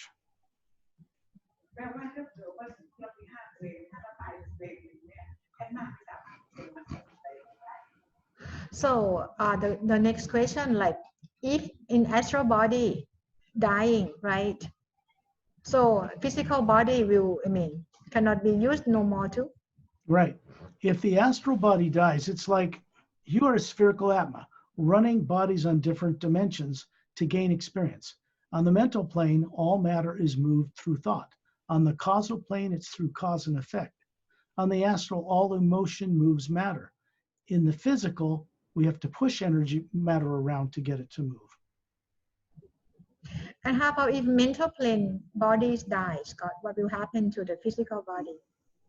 It will die. If the mental body passes away, the bodies below it will also perish. คือถ้าเกิด mental body ใน mental plane ตายหมดเลยเพราะว่าไอ้เนี่ยเรารับกันมาจากนี่เป็นตัวหลักไงคะนี่ออกไหม You have to understand, though, the mental body lives for millions of years, the astral body for many thousands. So if the astral body dies while, say, you're 50 and you get Alzheimer's, it's because the link between the higher bodies you're running and the physical body is severed. In other words, all of your intelligence and feeling comes from bodies you're running on higher dimensions, channeled to the physical brain. But in the same time, I think now at the present, many people having Alzheimer's, which means the astral body dies many times in the same time. No, the astral body, if it gets old and perishes, the link to the physical is broken because there's nothing there to channel emotion and thought to that body. So it will soon atrophy and die. So, and then how long after that the astral body, we can have an astral body again, Scott? Well, if you lost the physical body, if you are, let's just say, not yet evolved very far, you're going to getting into another astral body. However, it's brought into existence there, probably born. And then you'd have to acquire another physical body as well. This is done all the time by people anyway. What the problem is, they don't remember who or what they are that's running those bodies. มีถามไหมคะมีถามไหมก็คือว่าถ้าเกิดว่า astral body ตายถูกไหมทีนี้ก็ถามว่าแล้ว physical ก็คือมันต้องตายตามเพราะว่าด้วยความที่เราเอาความสามารถต่างๆมาจากทุกร่างกายที่จากเพลทต่างๆถูกไหมคะทีนี้พอ astral ตายคืออย่าง astral มีอายุประมาณเป็นร้อยปีใช่ไหม500-600 ปีแต่ว่า mental เนี่ยมีอายุประมาณเป็นล้านปีฉะนั้น mental อาจจะตายยากตายคือมันใช้เวลานานกว่าใช่ไหมแต่ astral เนี่ยบอกว่า astral อาจจะตายในช่วงที่เราอายุ50 ปีอะไรประมาณแบบนี้ฉะนั้นคือเราก็ตายแต่การที่ astral จะไปเกิดใหม่แล้วมีร่างกายใหม่ก็คือมันไม่ทันร่างกายนี้แล้วไงถูกไหมคะเพราะร่างกายเนี่ยด้วยระยะเวลาที่มันต่างกันอ่ะมันก็เลยมากันไม่ทันนะคะมันก็พอมันมี astral แล้วเราถึงจะมี physical กันได้ใหม่เพื่อที่จะมาให้มันลิงก์กันได้หมดสมบูรณ์แบบทั้ง5เพลงกับ physical นะพูดถึงAlzheimer's is pretty rare. Usually the physical body will perish before the astral does. แต่ว่าคือมันจะง่ายกว่าที่ physical ร่างกายเนื้อจะไปก่อน astral เพราะด้วยอายุของเรามันสั้นกว่าถูกไหมคะค่ะว่าพี่ไงพี่ติ๊กอันนี้กับ astral มันเป็นความรู้ตัวเดียวกันว่ารู้ว่านี่คือชั้นเจ็บชั้นคิดชั้นอะไรอันนั้นเขาก็เป็นตัวรู้ตัวเดียว So Scott, like in physical body, when we have pain from this physical body, does body in astral plane know it too? Not necessarily. ไม่จำเป็น You could have an astral body living a separate life from your physical body here. It's in most people's cases on Earth aren't even aware you're here. The problem is your so-called higher selves should be conscious of what they are, the Atma that's running them, and they should be aware of each other and assisting you here. Most people's so-called higher selves aren't engaged in doing that.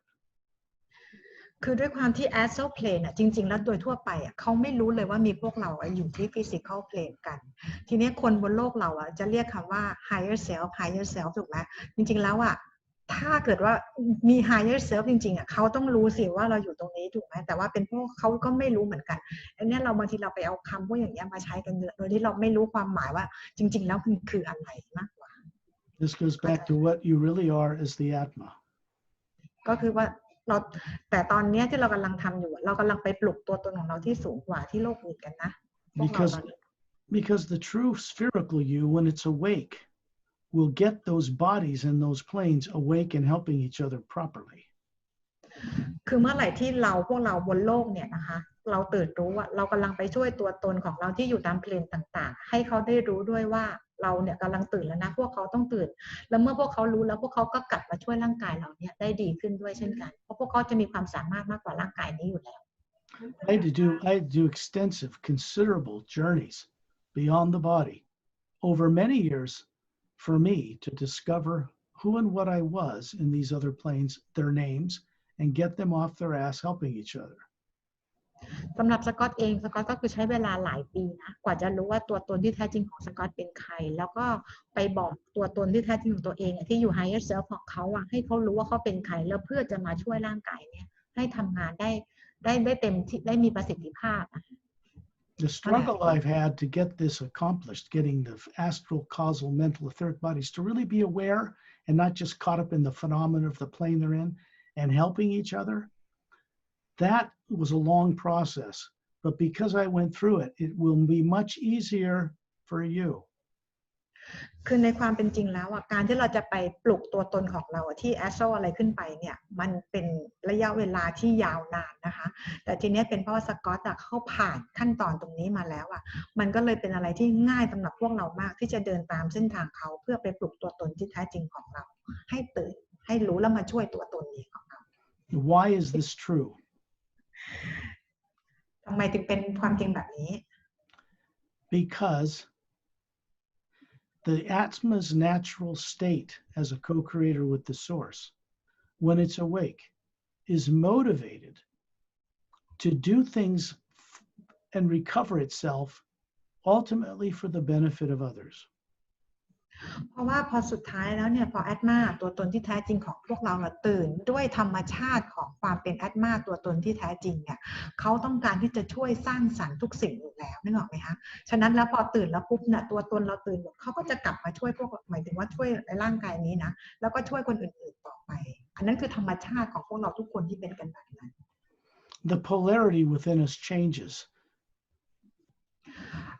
เขาบอกขั้วโลกอาจจะมีการเปลี่ยนการอะไรอย่างนี้นะคะ And the core of our being is motivated like a spiritual scientist to create new ways of doing things that will make it easier for others to get there than what you yourself had to go through to accomplish it. แต่ว่าไอ้ตัวตนไอ้ความที่เป็นตัวตนของเราเรามีความสามารถที่จะทำอะไรกันได้มากมายหรือที่จะเปลี่ยนแปลงอะไรกันได้มากมายประเด็นก็คือว่าเราจะต้องรู้ตรงนี้ก่อนจะต้องเข้าใจในตรงนี้ก่อน This is the true nature of all of our true state as a being. นี่คือเป็นธรรมชาติของทุกคนเป็นแบบนี้อยู่แล้วนะคะแต่ที่เราเป็นอย่างนี้เพราะมันเป็นเรื่องของ subconscious กันทั้งหมดเลยความกลัวที่เราต้องผ่านกันอะไร This goes back into why we exist. ก็คือจะกลับไปคำถามที่ว่าพวกเรามีชีวิตอยู่กันทำไม Why does the Atma, the real you, exist to run a body in all of this madness? แล้วทำไมถึงอาตมามีตัวตนเพื่อมารันร่างกายต่างๆเหล่านี้นะคะเหตุผลว่าคือทำไมต้องมีตัวตนต่างๆ5ตัวตน The answer คำตอบคือ is to co-create confidently new ways of doing things and bring it home to the source from whence you came originally and share it for the uplifting benefit of all that exists. คำตอบก็คือเพื่อร่วมสร้างสรรค์อย่างมั่นใจเพื่อสร้างสรรค์แต่สิ่งที่ดีเพื่อนำการสร้างสรรค์กลับไปยังซอสผู้กำเนิดของพวกเราใหม่ทุกคนนะคะเพื่อประโยชน์ของทุกสรรพสิ่งนั่นเอง This becomes quite natural อันนี้ก็คือเป็นธรรมชาตินะคะ in this thing we call self and God realization process. นั่นคือการรู้จักตัวตนของพระเจ้าในตัวเราเองนั่นเองค่ะ Real enlightenment does away with any of the misdirection that you're supposed to worship some supreme being on a throne up there. คือการที่พูดถึงศาสนาเนี่ยนะการที่เราไปเคารพอะไรอย่างเงี้ยนะคะมันก็ไม่ได้พาเราไปถึงไหนเลยจริงๆนะ That's all the teaching of tyrants. นั่นเป็นการสอนจากไทยแลนด์ทั้งนั้นเลย One form or another on one dimension or another. ไม่ว่าจะอยู่ในดิเมนชันไหนมิติไหนนะคะอันเนี้ย We have only one thing that's requested of us from the source behind all life. เพียงอย่างเดียวนั่นเองที่พระผู้สร้างขอทุกสรรพสิ่งเลยขอพวกเราทุกคนนะคะทุกบีอิง And that is that we know and respect that source and each other and then all life in the grand multidimensional creation. ก็คือให้เราเคารพในพระผู้สร้างเคารพไม่ได้หมายถึงกราบไหว้บูชาอย่างนั้นนะเคารพในแต่ละทุกสรรพสิ่งบนโลกนี้แล้วร่วมกันสร้างสรรค์เท่านั้นเองให้รักกับทุกสิ่งนั่นเองนะคะ And this is required for us to have freedom, to be able to be free in the grand multidimensional universe, and to have knowing confidence returned to us. ก็คือว่าให้ได้พวกเราเนี่ยได้มีอิสระได้มีความมั่นใจแล้วก็เพื่อช่วยในการสร้างสรรค์กับทุกๆเพลนทุกๆดิเมนชันเลยนะคะเดี๋ยวแพนนี่ต้องพาไปทานข้าวอ่ะที่ติ๊กถามอะไรไหมคะอันนี้ไม่แน่ใจว่าเข้าใจ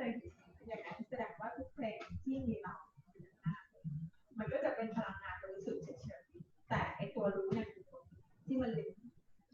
อัตมาเป็นตัวรู้ไม่ใช่เราอันนี้เดี๋ยวแพนนี่ก่อนจะอธิบายเองได้ไหมคะตอนบ่ายแพนนี่อธิบายได้โอเค I can do that Scott it's lunchtime here I got to go because We're fine. I just wanted to get the questions answered for everyone.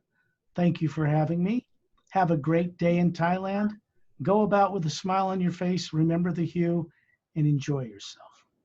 Thank you, Scott. We have to thank you very much too for your work and for your support for all life. Okay. เขาบอกว่าขอให้ยิ้มแย้มแจ่มใสมีวันที่ดีนะคะ So we see you again next time. Okay, I'll stop the recording and then you'll get it later. Okay, thank you.